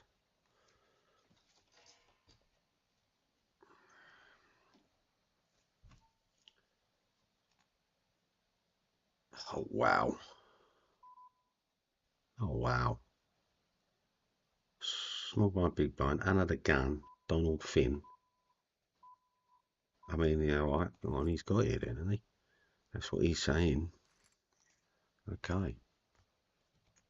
King, Queen.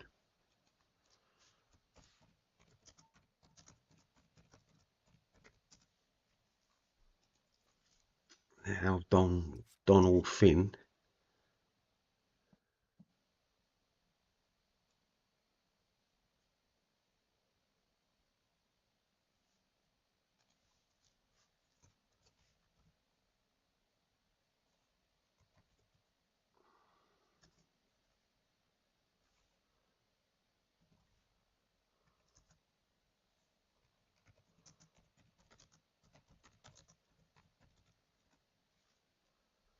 James Bond, the spy out there. Look, Mr. King H.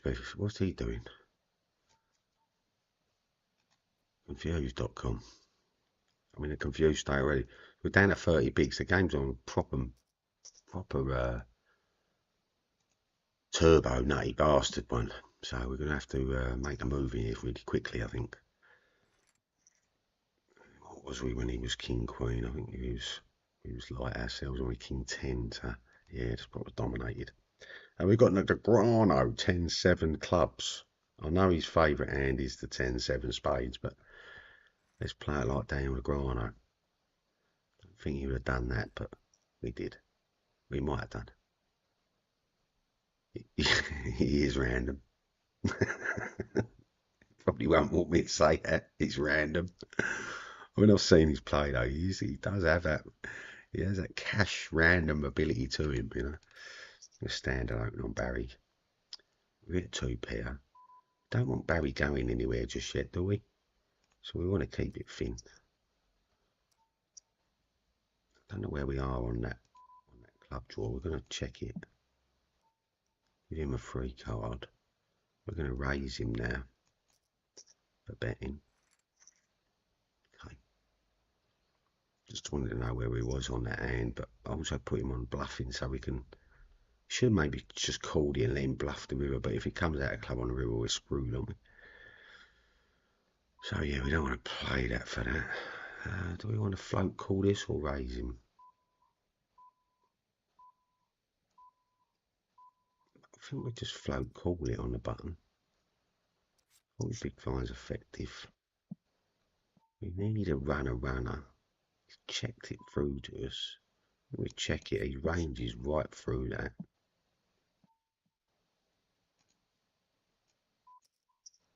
Four. Fold.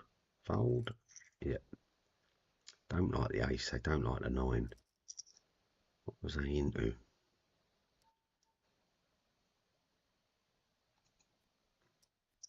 And you range them off, but they could really be absolutely, not any 2 cards, but you know, like all the pocket pairs right away through the range of pockets.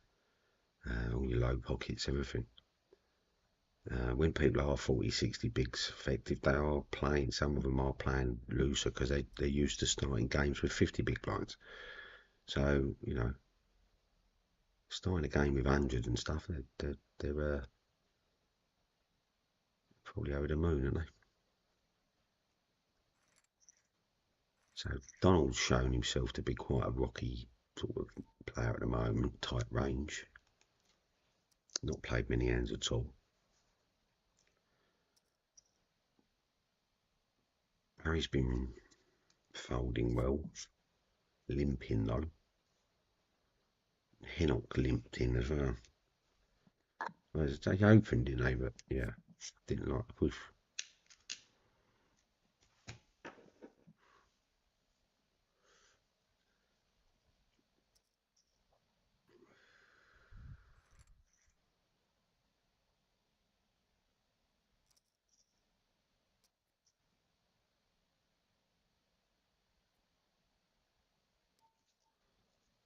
Oh, it's made it different. So 7.5 to win 12.5 ain't really our hand, is it?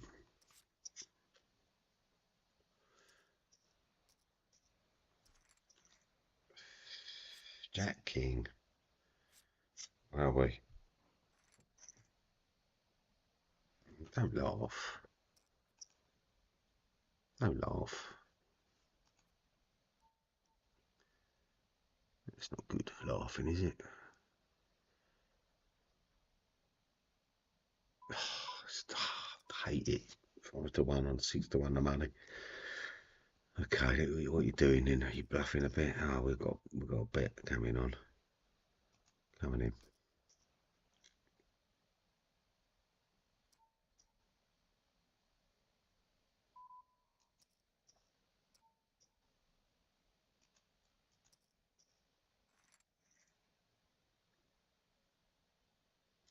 Not even a straight. I don't think they had the straight. If they was calling on that straight, definitely if they had it. I don't think they did. It was just ace X'd. They overpriced them on the pot there.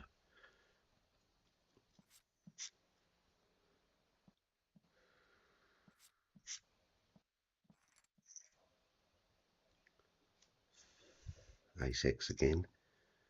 That's what we've seen Barry on so far, is that ace X range. He's in a lot of hands, so he must be acing, Xing, king Xing. 8-4 suited. And likes to do the reveal, these people, don't they? So, quite strangely. 2.5 it. And it's probably going all in. Yeah, all in for 5, which gives us an opportunity to squeeze. 18.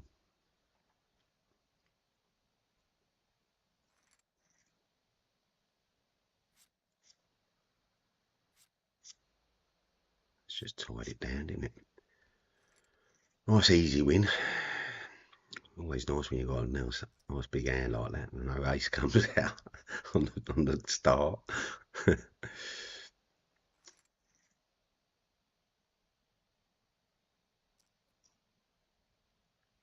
Just cruise up to 7th, halfway through the table. They've seen, every time I've opened, they've seen good, strong hands so far. We haven't had to show a lot of others. And we're down to a 4 ring, so we can open up a bit more broader.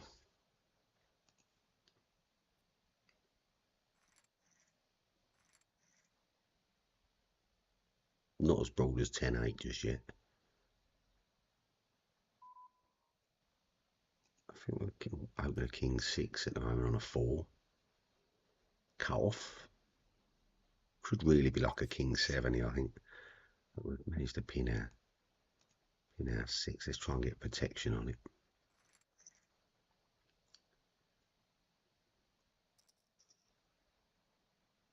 We are drawing to the second nuts flush with the king eye, but it's like, do they have an ace in their hand? Do they have the ace of spades in their hand? And you never know where you are in them sort of hands, do you?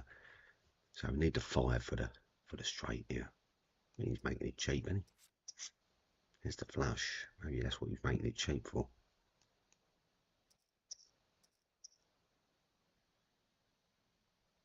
He ain't got a club. He's got the jacks though.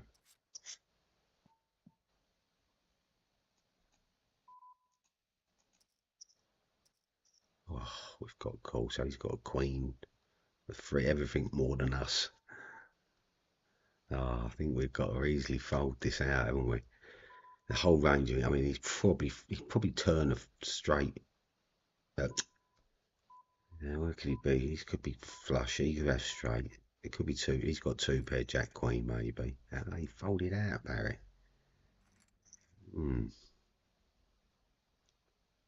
The super squeeze.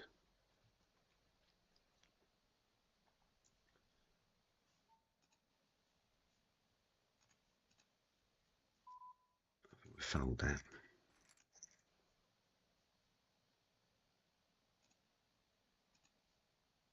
I don't know if it actually plays seats out or it's one prize, one person.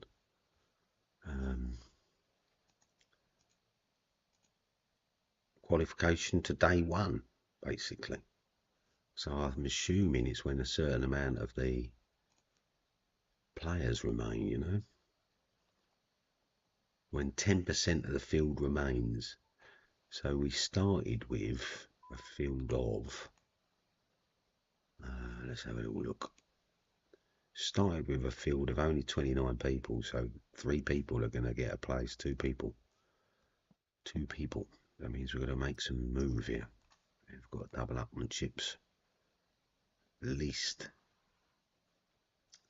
So we need a sort of probably 2 double ups really.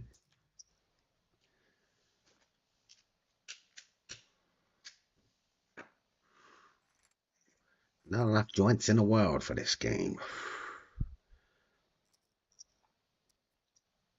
So we've got fold equity if we shove it.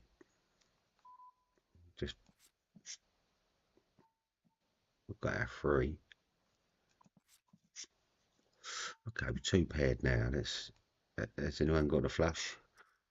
Draw into the flush. We're gonna 2 pair. Pop that. Got counterfeited for fuck's sake. Counterfeit. Didn't put him on a fucking 10 jack, did we? We should think about our hands a little bit more. Definitely slipping back to level 1 poker every now and again.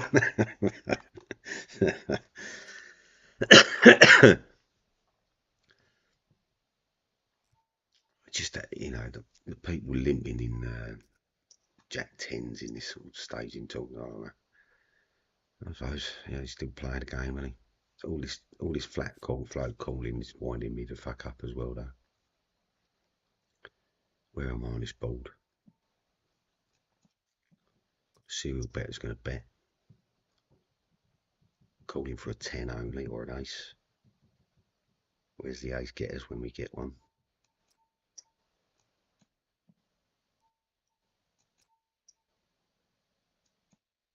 Got the 10, hasn't he? 9, 10. Just calling for an up and down straight draw, that was it. Hello, in re-enter. Well, still in a re-enter stage, that was lucky.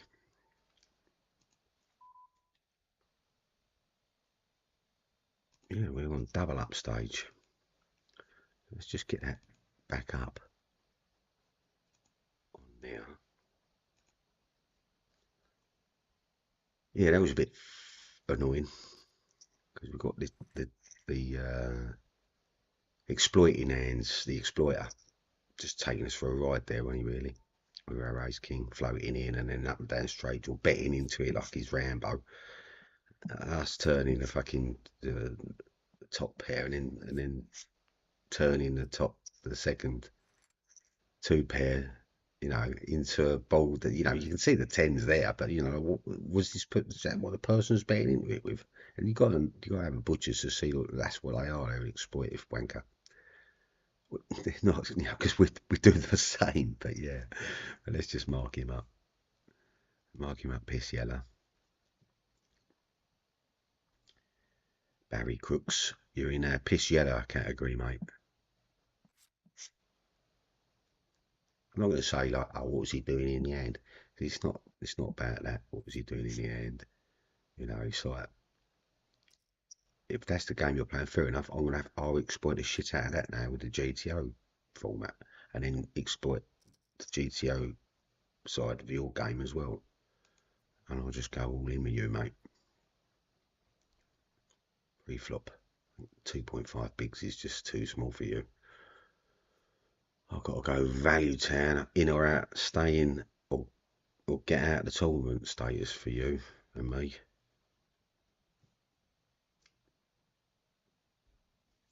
Come on, you fish prick.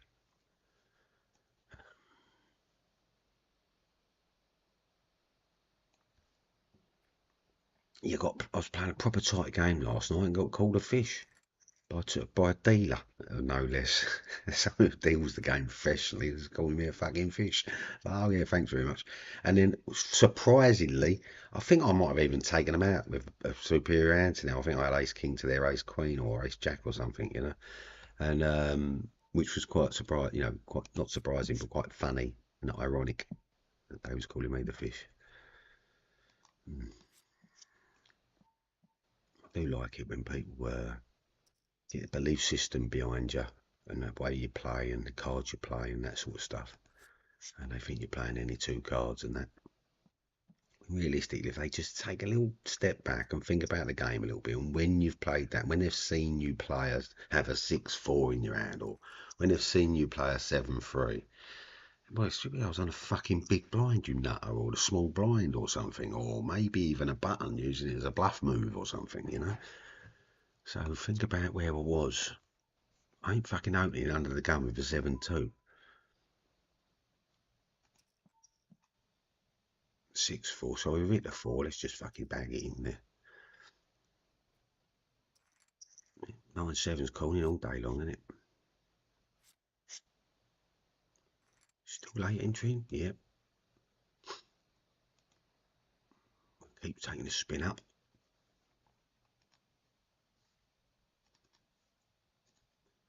We're not on tilt yet. We're not even close to it.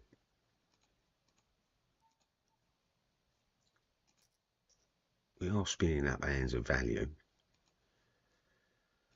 to a fashion.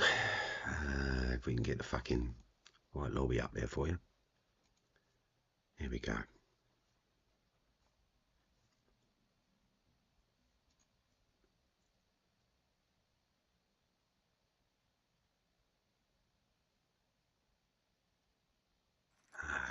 He takes his time, doesn't he, old Donald? There's that 3 out of the gate, that's nice. So we've got one double up. See if we can get another one going. I think we need three to get ourselves in a controlling spot.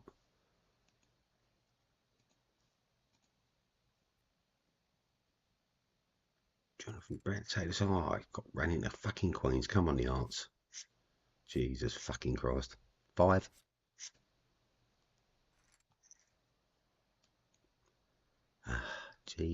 Jesus.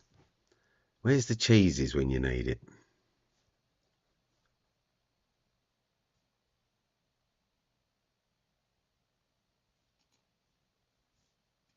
Where's that fucking table gone?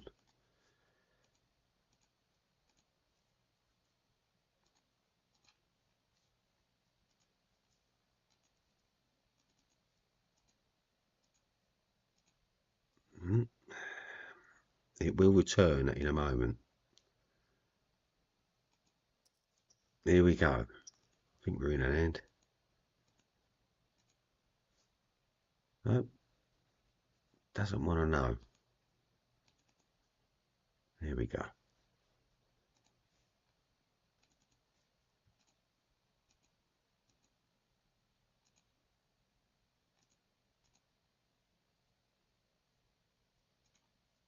There we go. Jeez Louise. No, we're going to bounce table again, are we? We just did, didn't we? No.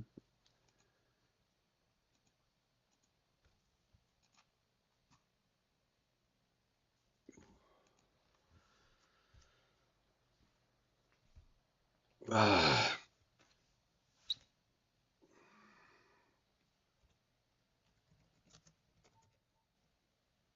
Right, we're on final throws.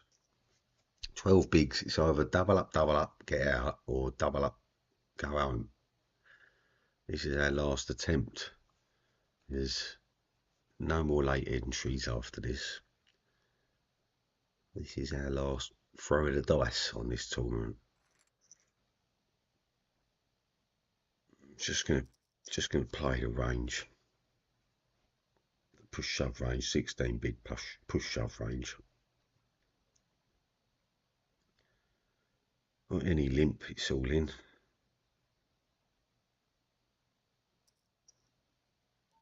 Any limp is all in.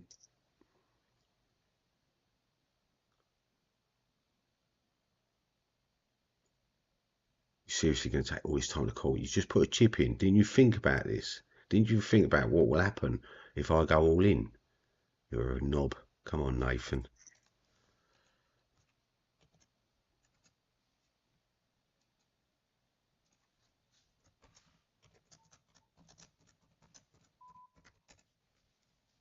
Live on YouTube. Limping like knob jockeys. And I bet you one of them's got a jack, ace, jack, king, whatever. Do you know what I mean? Like, what are we doing here? Yeah. Just a fish, man. Just a fish. Fish and fucking fish. Limping. Limping like wallies.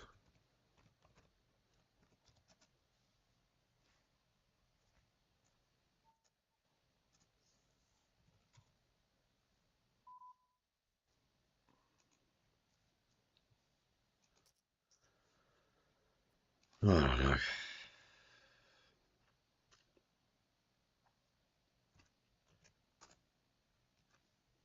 Limping like wallies. You can't limp in a bloody tournament with 10 bigs. We've got a jack queen called. Come on, the clubs. Clubs or 5. Nope. Better luck next time. Game over. Bomb. Right. Probably our last, what's it up? 20 to 11, last knockings for tonight, I think. Let's have a little look here. Let's just see if there's something that might be a bit more. Oh yeah, six ringed, 400 guaranteed, turbo. So it's going to be a turbo nutty bastard.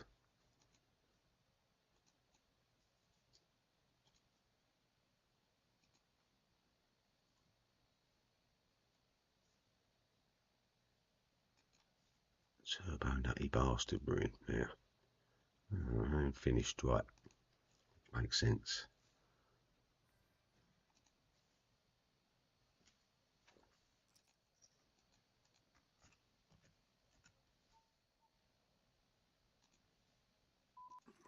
That.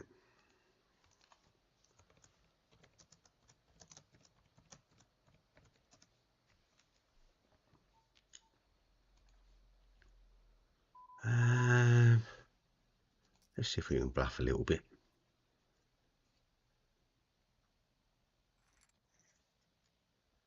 A little takedown. We're midway through the pack.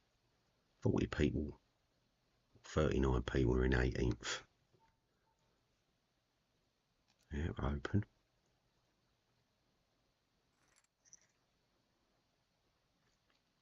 And already the feel of because we're opening, the feel of the folds going on. You can tell that people are actually looking and waiting for premium. And someone here has come up with it. So we're going to check into his ace. I think this could be pocket paired, you know. He come with a raise, didn't he? Checks back, we know he ain't got the ace. Or maybe he has got the ace then. So where is he on the board? We're just going to go all in and see what happens. Diamond draw. He's played us before, so he's seen us about a while we have, and we've just been calling that down. Got to it with a diamond. What does he think we might have? He's got to be putting us on a diamond there. No, he didn't. He called us for the bluff. And he was, yeah, it was ace king. I think he wasn't giving up top pair there, was he? Fair plays. Fair plays. But yeah, we've played Ducky a couple of times before, so yeah, that was a big call for him, I think, then. We're straight back on the table with him. Right, cool. Ducky was just making him purple anyway. Yeah, I've played him a few times. He does play a tight game, as we knew. We could put him on, you know, straight away all the ace X's and pairs there. So we was trying to get him off of a top pair, weren't we, basically? And the all-in bet, he wasn't having none of it. What did you think he was? Did he think the flush? He didn't see the flush draw, did he? Or did he? Was it too dumb to fold or not? Was it just really clever read, you know?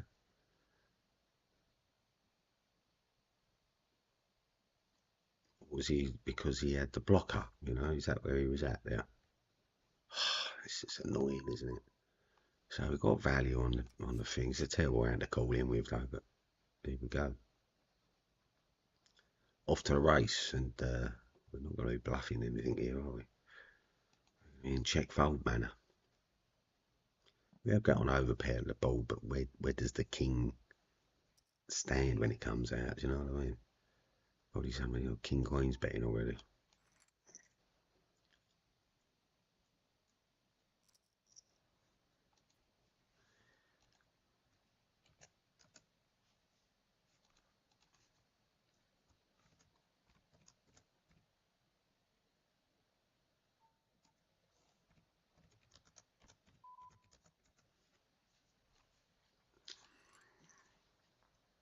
Okay.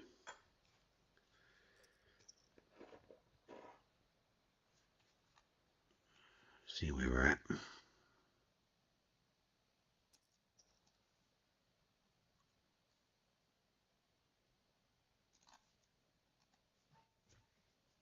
Folding.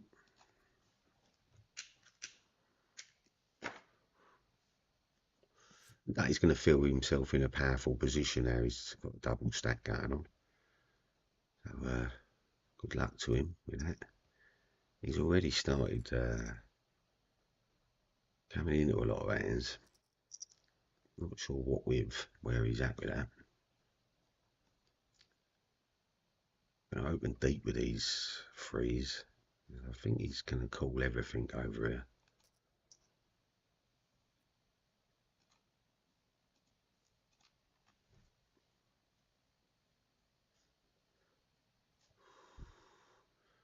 Definitely not smoked enough yet. Oh, getting a re-raise. I think let's go over the top of him. Let's hammer all in if that's what he wants to do. He's not committed that much yet. He's about to, yep. Okay, here we go. Certainly ran into it here, haven't we? Come on a free. Not tripping out now. We did trip him out earlier on, so it wasn't too sad. And this is the last call in here as well.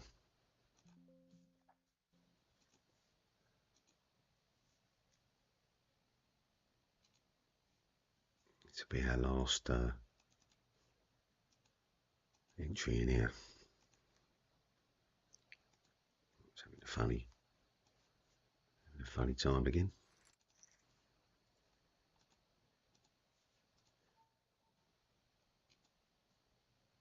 There it is.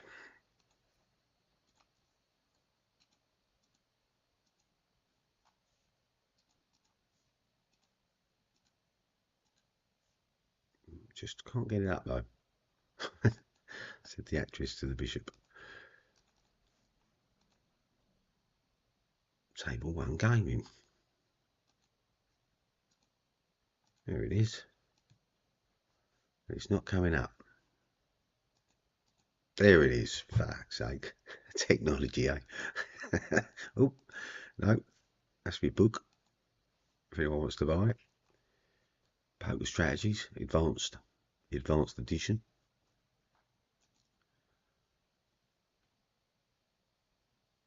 I could put a little tab in there, can't we? A stream marker. Stream marker added. Rock on. Let's pop up. Take that one off.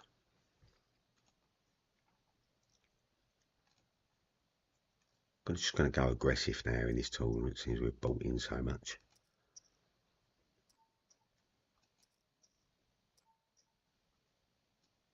Ace Jack maybe. Jack Queen, same hand. No raise. Fucking fish. Fish. Fish shit. Yep. Favourite kid 98. We're going to go. We're going to put him in that pissy yellow for the minute. So Jack Queen suited, called down to river. No bet.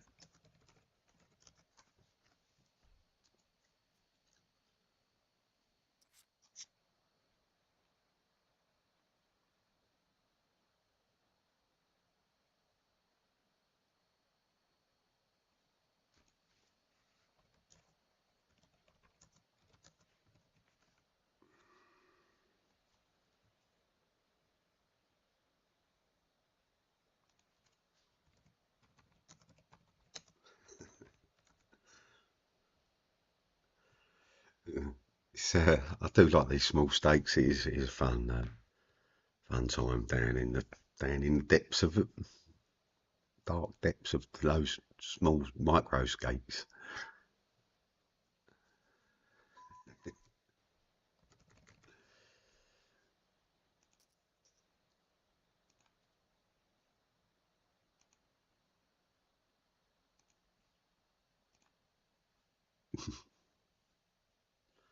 Oh, let's take that off. Not the subs. No, not the subs. That one off. That's the book.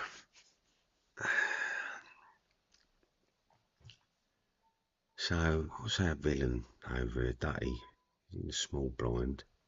Could be King X hand. We're just going to small it, fin it all the way down the river. He's not coming along.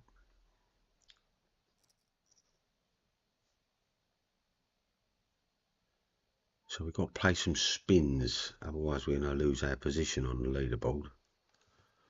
So I might have to start up them on the side. Leaderboard, let's just have a quick butchers of that.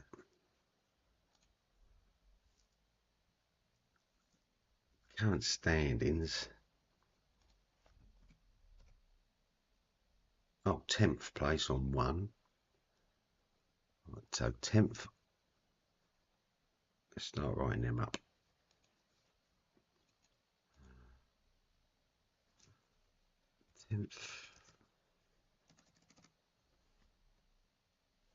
10th place on 24th since. What else we got? We've got the $1 games.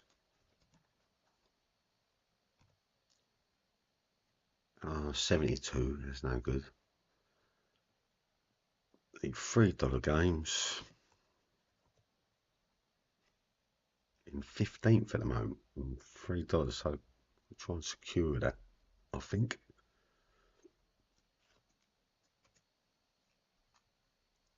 So 15th had to be $3. Let's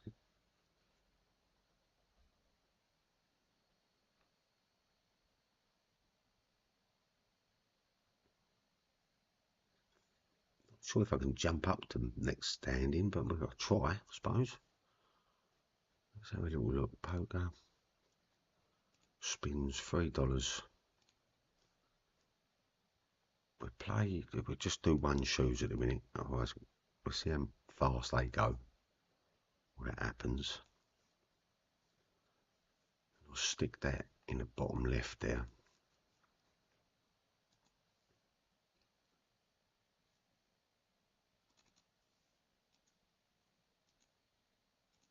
Be that one there. So we're just going to spin up some $3. See where that's at. 2 to win 7.8. I'm getting our money for it. Don't like it.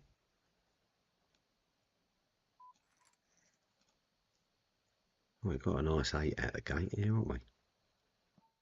Also got an inside straight draw. We want to bet in there. We're just going to bet in with 2. What's Daffy Wiz got here? Queen Jack. Oh, come on. Give us a 5. There it is. Nice. We'll call that. Favourite kid could have over pair to the board. We have like Jack Queen called down the river, no bet. So there's a trapper we've got going on there.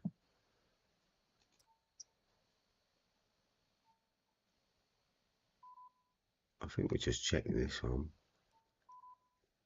We're going to call him down to a bluff. I really am. See where he is.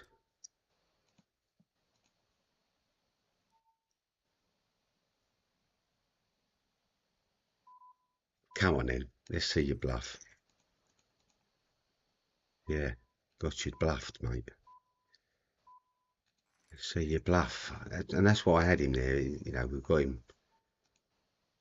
What's he betting into there? A 3-8-6 ball. He's got to only be ace-X, can't he? The Queen was a worry, but you know, he's either he had an ace Queen or he didn't, and then the Jack is he either ace Jack or he ain't, isn't it? So it's like one of them. Just the betting didn't seem right. Someone who had that sort of had the hand would have wanted money out of it and wouldn't bet over bet. So we've got this geezer with 2 pair. Let's see if he bets in. Alright, Jack. No, don't want none of it. 2.5 betting.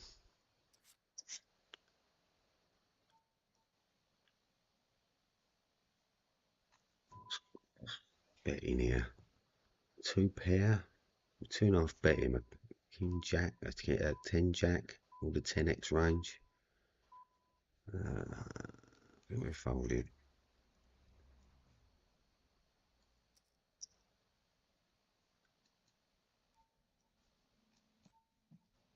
Didn't ask anything. Gut shot on the 6.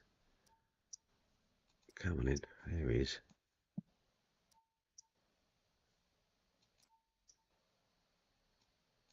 Gonna check it. No, he's not. Must have a 9. No, he's not. Got the bottom end of it. Unlucky fella. He's in with Queen 4. 55 to 40%. Need a 7. Nope.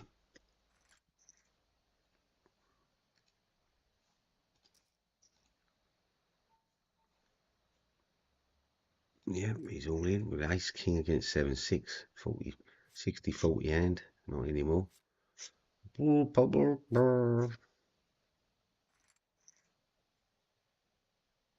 Annoyed. Yep.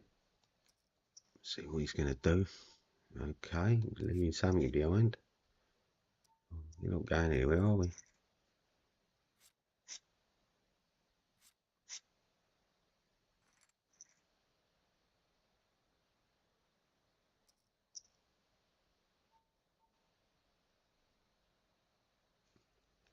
Okay.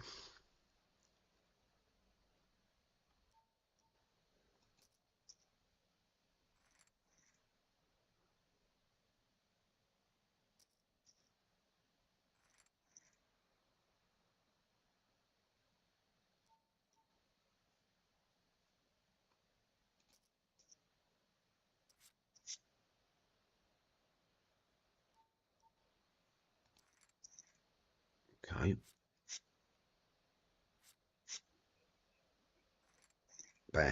Bad play in the India. Just got caught every single hand, you know, it's one of them. I'm dominated, we're going to hold or they're going to hit the 6. Okay, so big low, long road, comeback.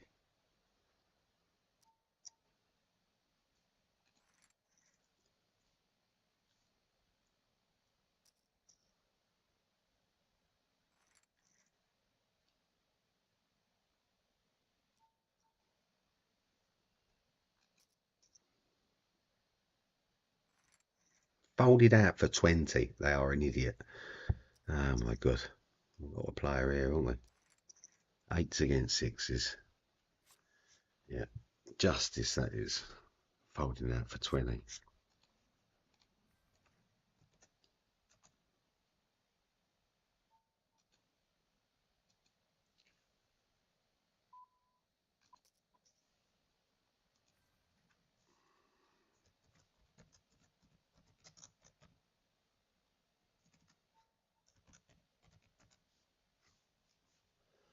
Alright, we're all in with a 4-7 suited. 40% bang on the money. There's 2 pair. 50 to 1 shot. We'll have it. We take it. There's 1. Start another game in here. The 2 is our spins.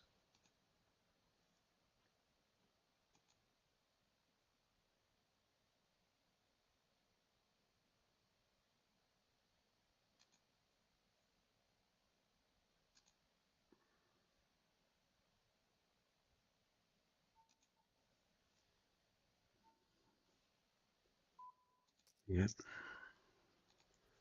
Right, we're back up and running on our other game. So got Ace 9. We've got I missed a big stack in that position there. We're going to bet in. Take off the 1 click in a minute.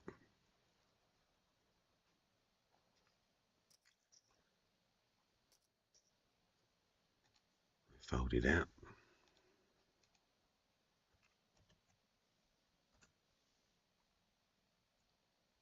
Nice hand, Daffy.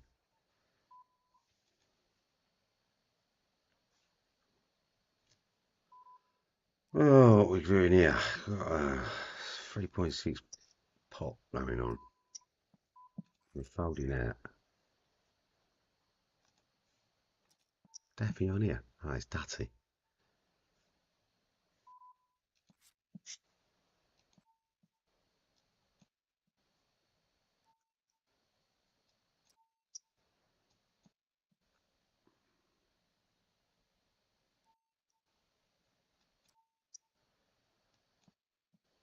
What you got here, Daffy?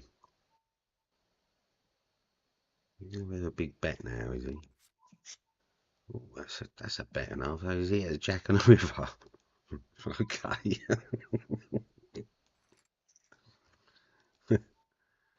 uh,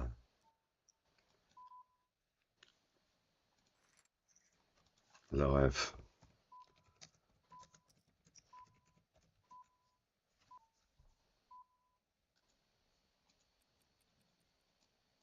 I think we'll have had that.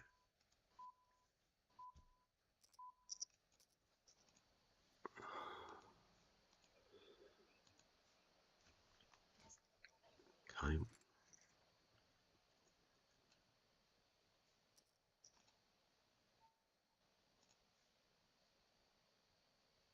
Yeah, okay. We'll take them. Oh, ran into pocket pairs. Always annoying. Only hope for bloody, like a miracle. That's all we can hope for in that situation. So, win one, lost one.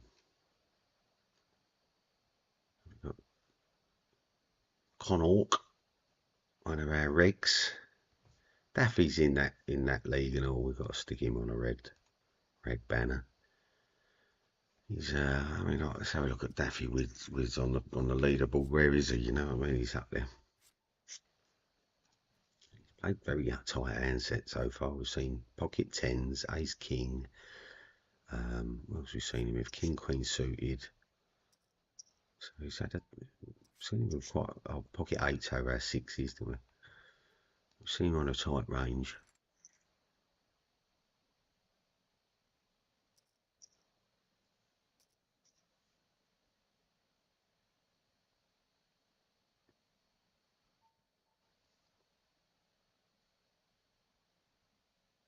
Yeah, it was massive.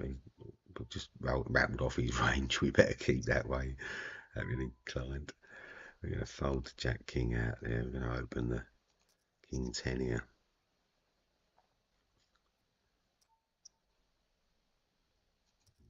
Bluff it. Okay, so he's got a Jack. Maybe the flush draw. Maybe a 3-4. Come on in. Spin him up. Our worst hand. Come the ace. No 10. No King. No. Bad call. Bad hand to start with. And yeah, it's one of them cooler hands, isn't it? When you're the King 10, the King Jack, a King 9, or a King 10, a King Queen, or a King Jack, whatever it is, it's a domination, isn't it? And it's like, unlucky. You just ran into it. The chances of it happening, like this guy's the Queen 9, the Queen Jack, like this is textbook. But what's the chances of it happening? It's something like 0.0002 to 1 on the table.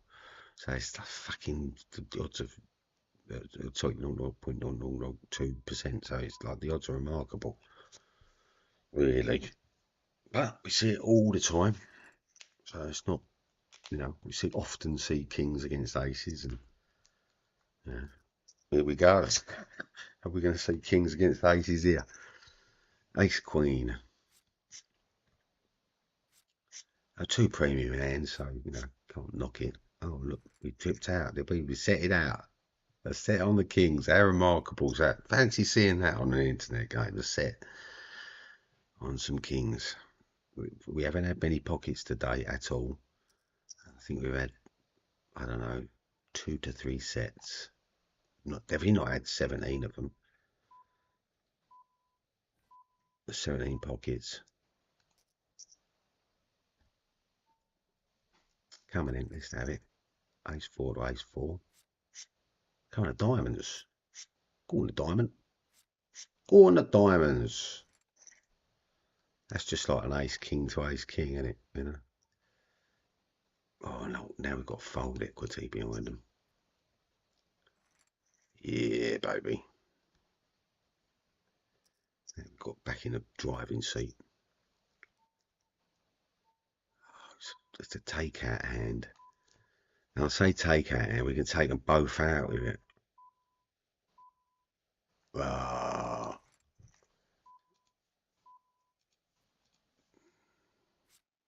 Felt like I should have called. Glad we didn't.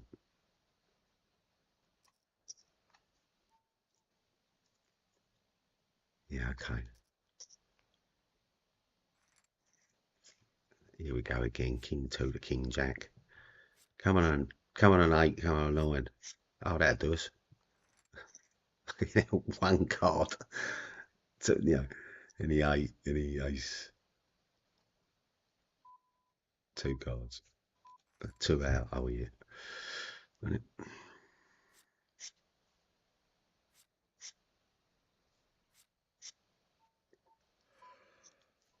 Oh, textbook.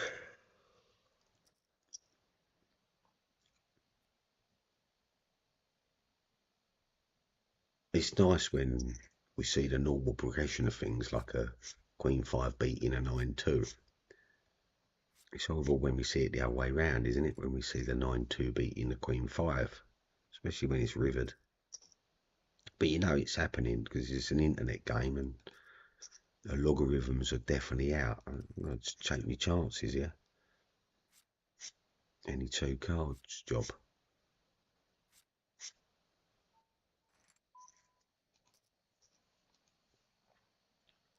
2 hands and we're down there in Beverly Hills.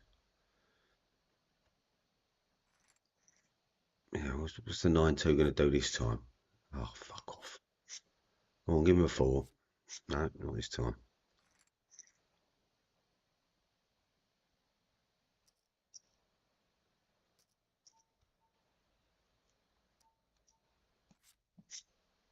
We're with the King 9. Got both dominated, but I can't see us standing. Oh, where are we?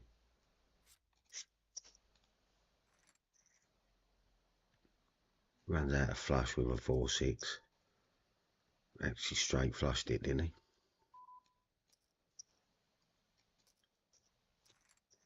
Ace King to the 4s. I think the 4s might stand this time because the King, Ace King's just dominated completely over the other one. So yeah, I think we're just going to see complete dominance of the 4s then because of it being the internet. And here we go again. We don't fold equity on Daffy yet. That's what we needed.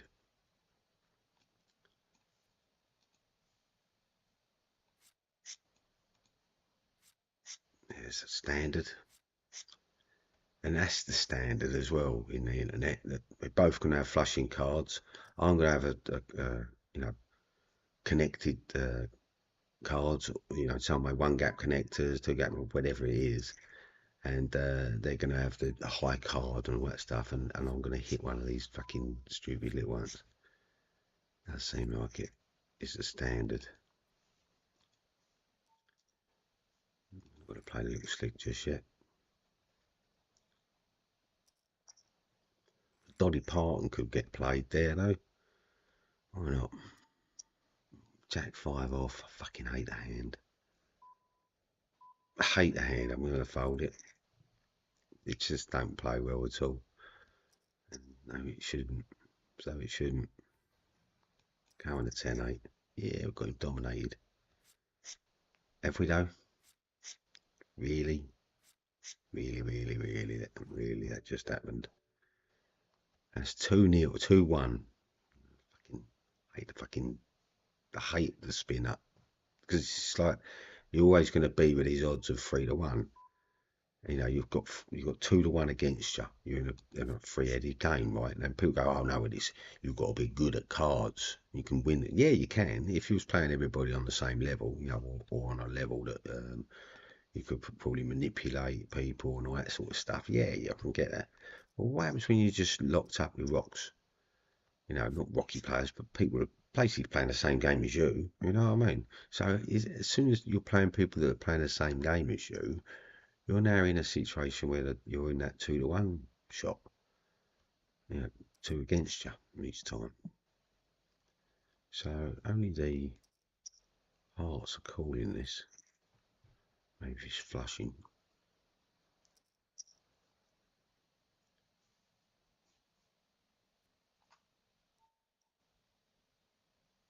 We're just going to raise that. You can see that I'm aggressive now as a player, so maybe they stay away from me on limping.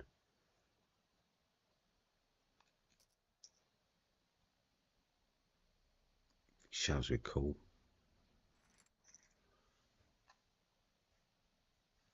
It's actually like borderline Jack 4 suited. Soon it was a 5 or a 6.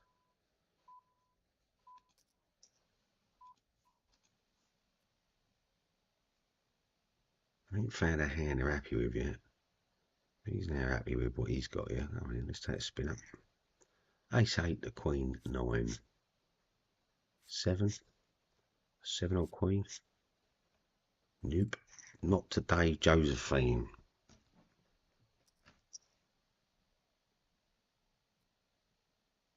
Does it reward him? Is the game rewarding him because he played less hands start of that round? No. I've got blocks blocking all the straights. He's 9. He just knew he was in front with a high card, did he? Yeah, it's a fucking fish prick. Ah, okay. Yes, I fucking hate the spin ups. I have to play him in the fucking in the dark on my own, opening 10 boxes at a time. Because then I'll just be flying through the hands, going call, fold, fold, call, fold, raise, whatever. Do you know what I mean? And it's a quick process. The money works out then because you're playing a volume of games, so you can get true realisation of the actual win rate. So then you end up being like after 10 games, sort of in a just over break even point, you know, sort of, I don't know, you played 30 quid's worth of games, you're now up to like 35 quid, 40 quid, 35 quid, 33 quid, you know.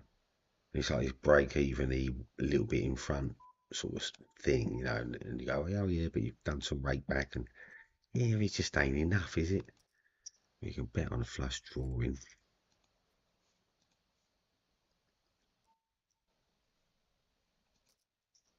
Need to open a bit deeper.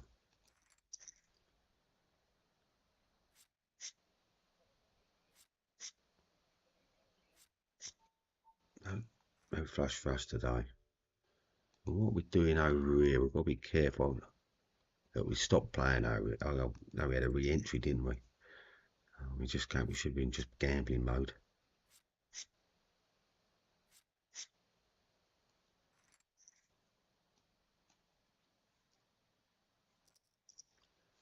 When you see his 8 in the end, you know it's not coming. I think what I'll do is I'll flick up the. I just don't know how it's going to handle it. I'll put up the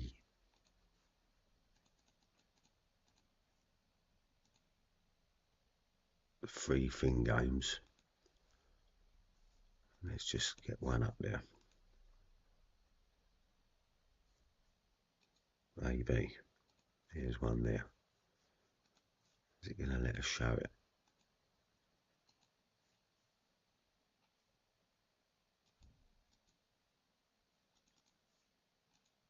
Ah, spins over. Right, there they are.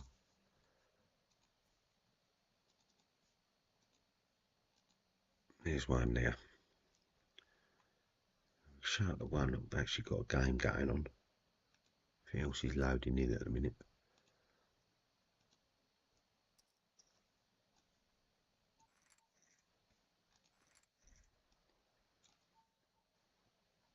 I don't know if it's rolling through, and I don't think it does. It's never going to keep bouncing up the table you want it to.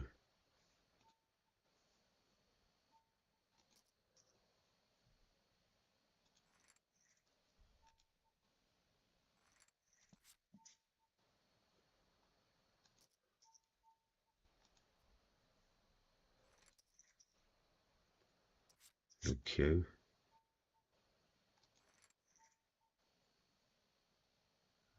Better have a little bit in there. 7.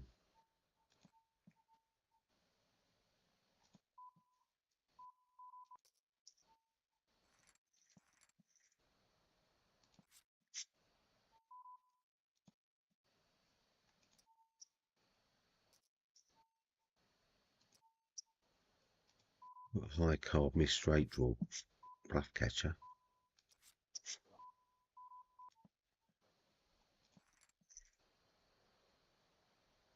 Yeah, we're not calling it a triple bout bold.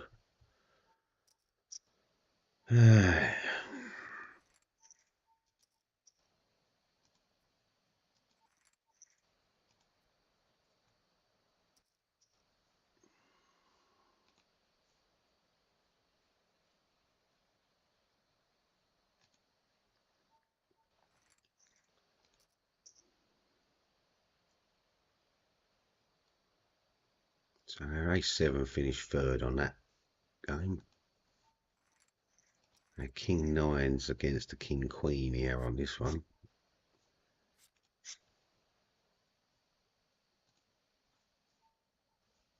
That's gone to the wayside. And we're all in with a 10-8 suited here. Oh, we might be lucky, yeah. Yeah. I felt that straight away, didn't you? It's just like the justice in the American way. And this is what I'm saying. This is why I feel like this is it is a spin up. Don't matter what 2 cards you're holding, really, does it? It's like the computer's going to let you win a certain volume of time, depending on your play, maybe, depending on how much money you put in through it. I don't know.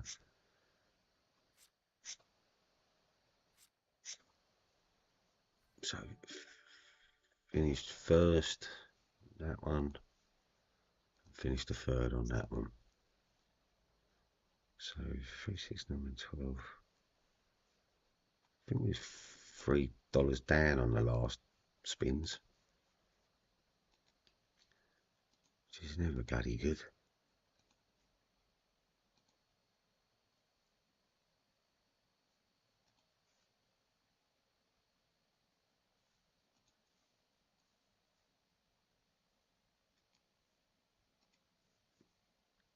We will make these the last ones of it.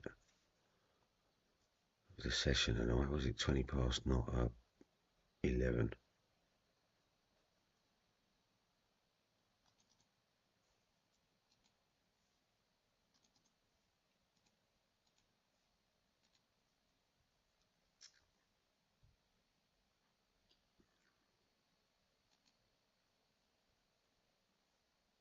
A little leaderboard.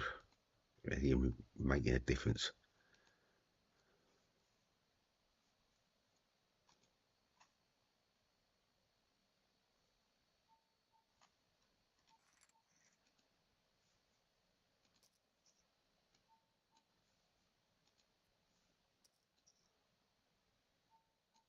Yeah, definitely moved up in play. I mean, we've got to put him on the king here. Calling for an overpair. Backdoor flush. It's a terrible call, but here we go. Backdoor straight, did that come? No, it didn't, did it, fuck? You get beat that. Potting up again this time, ace jack. Game narrows us, doesn't it? Ace 10 just lost to king jack. So where are we on this one? We're running up against it, ace 3. I was going to say 3 on the river for him. No. And just textbook when it was like the game, put that person in there, knows he goes shoving with an ace 3, puts him in front of us with an ace jack. Oh, fuck me, what we got going on here? Is it the game's meant for him to win? Yeah. King 6 to king 8, give him the 8. And when we are king 8 to king 6, it gives us a split. I mean, I've had 4 of those hands today. I've gone in front of them with an ace 5 to ace 2, ace 8 to an ace 3, and people have just been running out a pair of boards on me and splitting up with an ace. You know what I mean? It's like, oh, fuck off, really? 3 or 4 times today. It must be just the way it goes in poker, eh?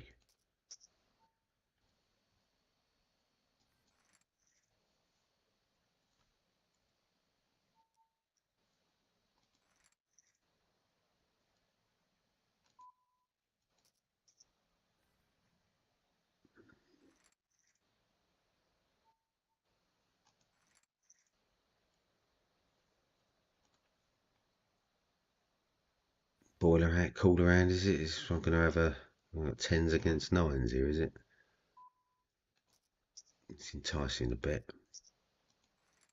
No, it's not enticing a bet. It's just limping. Why is Daffy Wiz limping all the fucking time? It's pissing me off. Why would you fucking limp us? Limp it. Coming in Jack 7. Hate the hand, but come on. And 6.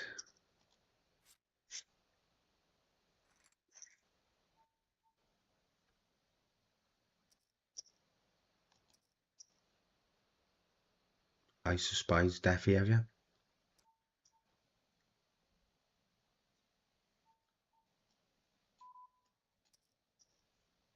Must have the ace of spades. Queen of spades.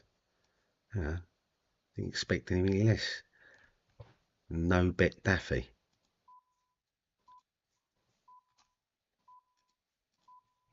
Oh, yeah. What are we here? Well, yes, we moved out to 9th place. So we've got $6 now. We're going. Daffy's in fucking top place there, isn't he? That's why he's fighting so much.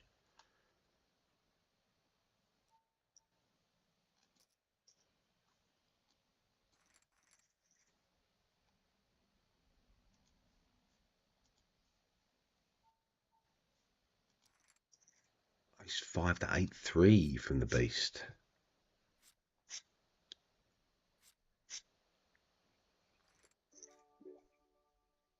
A win. We take it.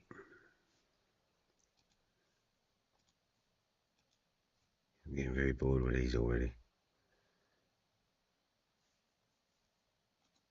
Don't think we need to play any more games. I think we've covered it, haven't we?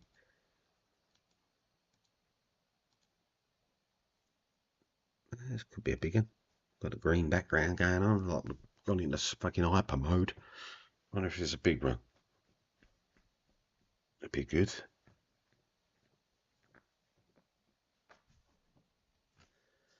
Daffy just shoved with an 8-3 off. Nothing. Yeah, I think we've got him marked a little bit. Only Daffy, ace 4 or ace 4. We better get 50-50. Oh, we've hit a 3. Jesus Christ. I was going to say we better get a split. Hold on a minute. Let's have a look what happened there. Oh, he turned the 4. Yeah, fucking course he did. Yeah, Jesus fucking Christ.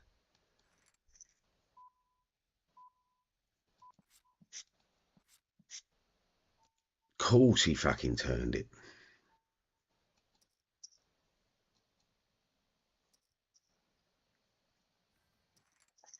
4 ace 10 to king jack. Yeah, because when I got an ace fucking 10, it's always losing to king jacks, isn't it? Fucking game winds me up. I see too many of the shit. I see too much shit on these spin games. I can't play them. I can't play them too much because I see too much of the shitty, crappy run out crap. And it's like, oh, you still running on 1984's fucking logarithms or something? Where are we?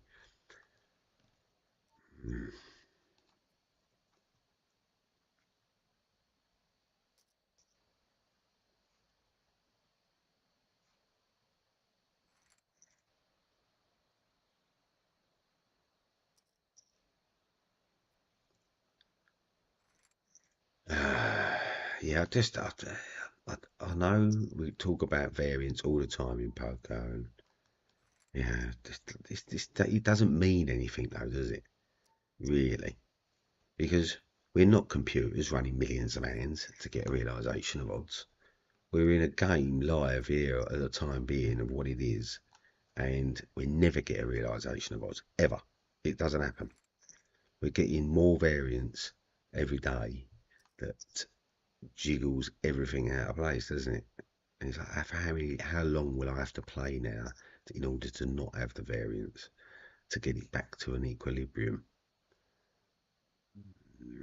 80 years, can't see it. Well, if it's 80 years live, they say, to get realisation of odds, it must be a fifth of that online. So you should be able to get a realisation of odds in sort of 20 years, 15 years or something, you know. Is it? Will it? I doubt it. Really doubt it.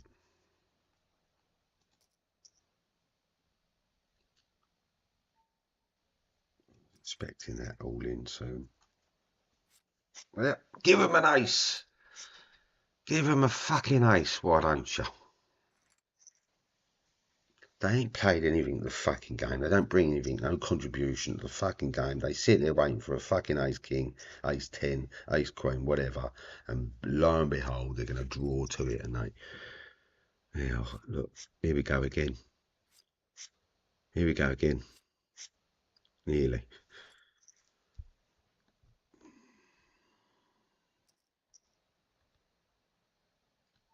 Justice. Getting Daffy to shove this time, are we? Is he going to luck out this time with his 8-3?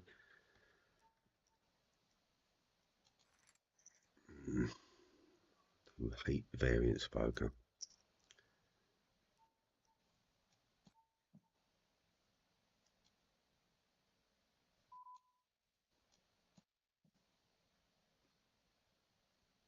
You go, what was he be doing in the hand with a 7 or a 2? Oh, he's here with a 7 too.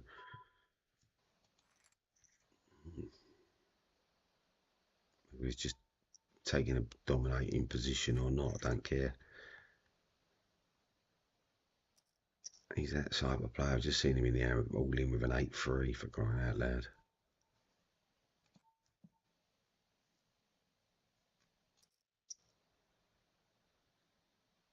Over the top, no.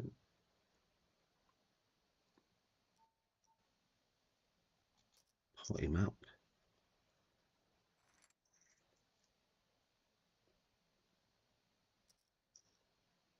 Triple his stack size now.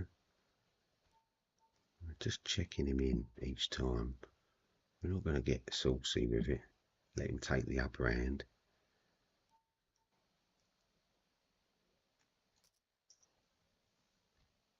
You like the raise? No, he doesn't like the raise. Pot him up again. So now we've got him on 5 times chip stack size, 6 times stack size. We can cover him 6 times all ins. 2 times all ins, 3 times all ins. Second, oh look, got him proper dominate with a 6. Could be just a split pot. No, it's not. Have that. Have that Daffy Whiz with his 5-10 blocking straight in hand. Yeah, so up and down like always draws. Let's have a look on a leaderboard.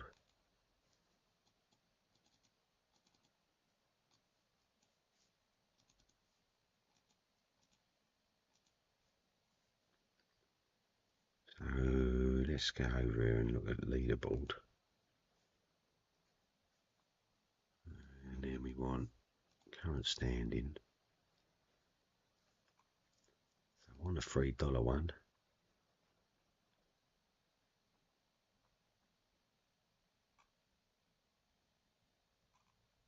Where are we? Oh, in second place.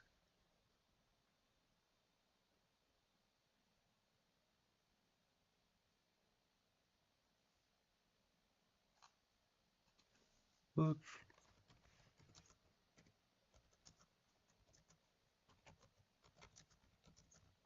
Second place on the on a $3 leaderboard.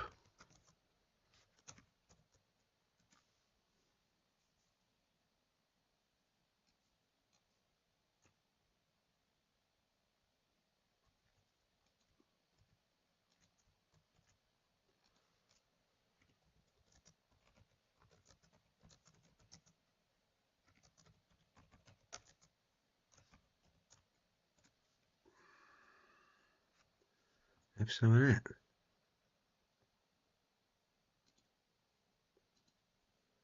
Boom.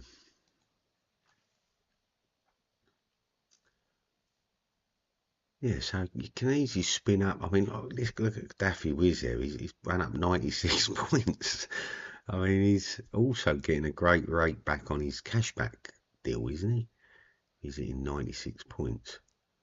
He must be getting like about, I don't know, $10 there. So he's getting $10 for the week for that. Plus this is a daily leaderboard. You get $20 a day off of it.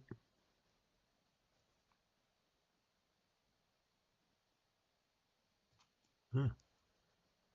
Doesn't take much to get on it, does it really?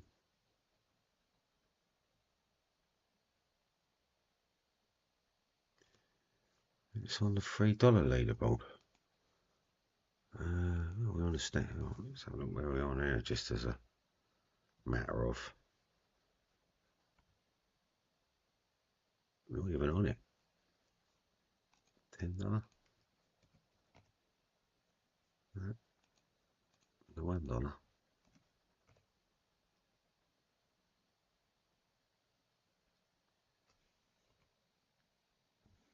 Oh,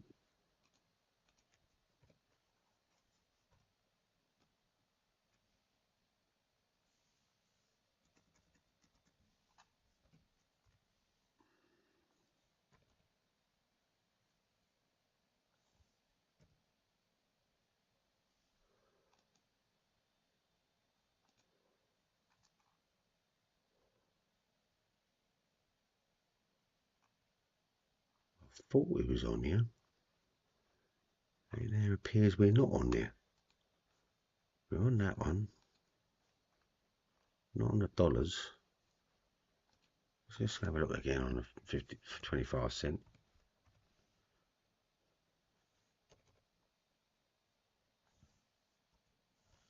Now, well, where did we go?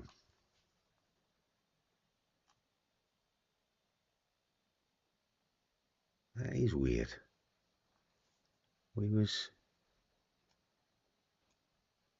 10th place on the 25 cents.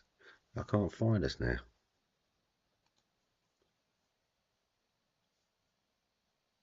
So it's current leaderboard, 25 cent, 10th place. It's gone.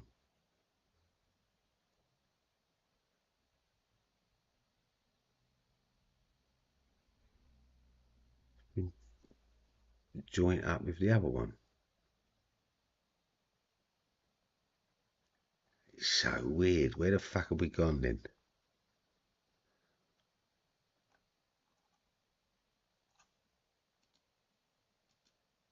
Could it have been the pound one?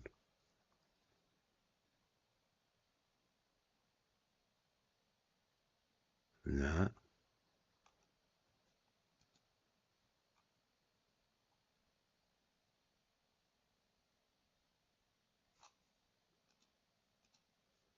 Yeah, just a bit confused with all that.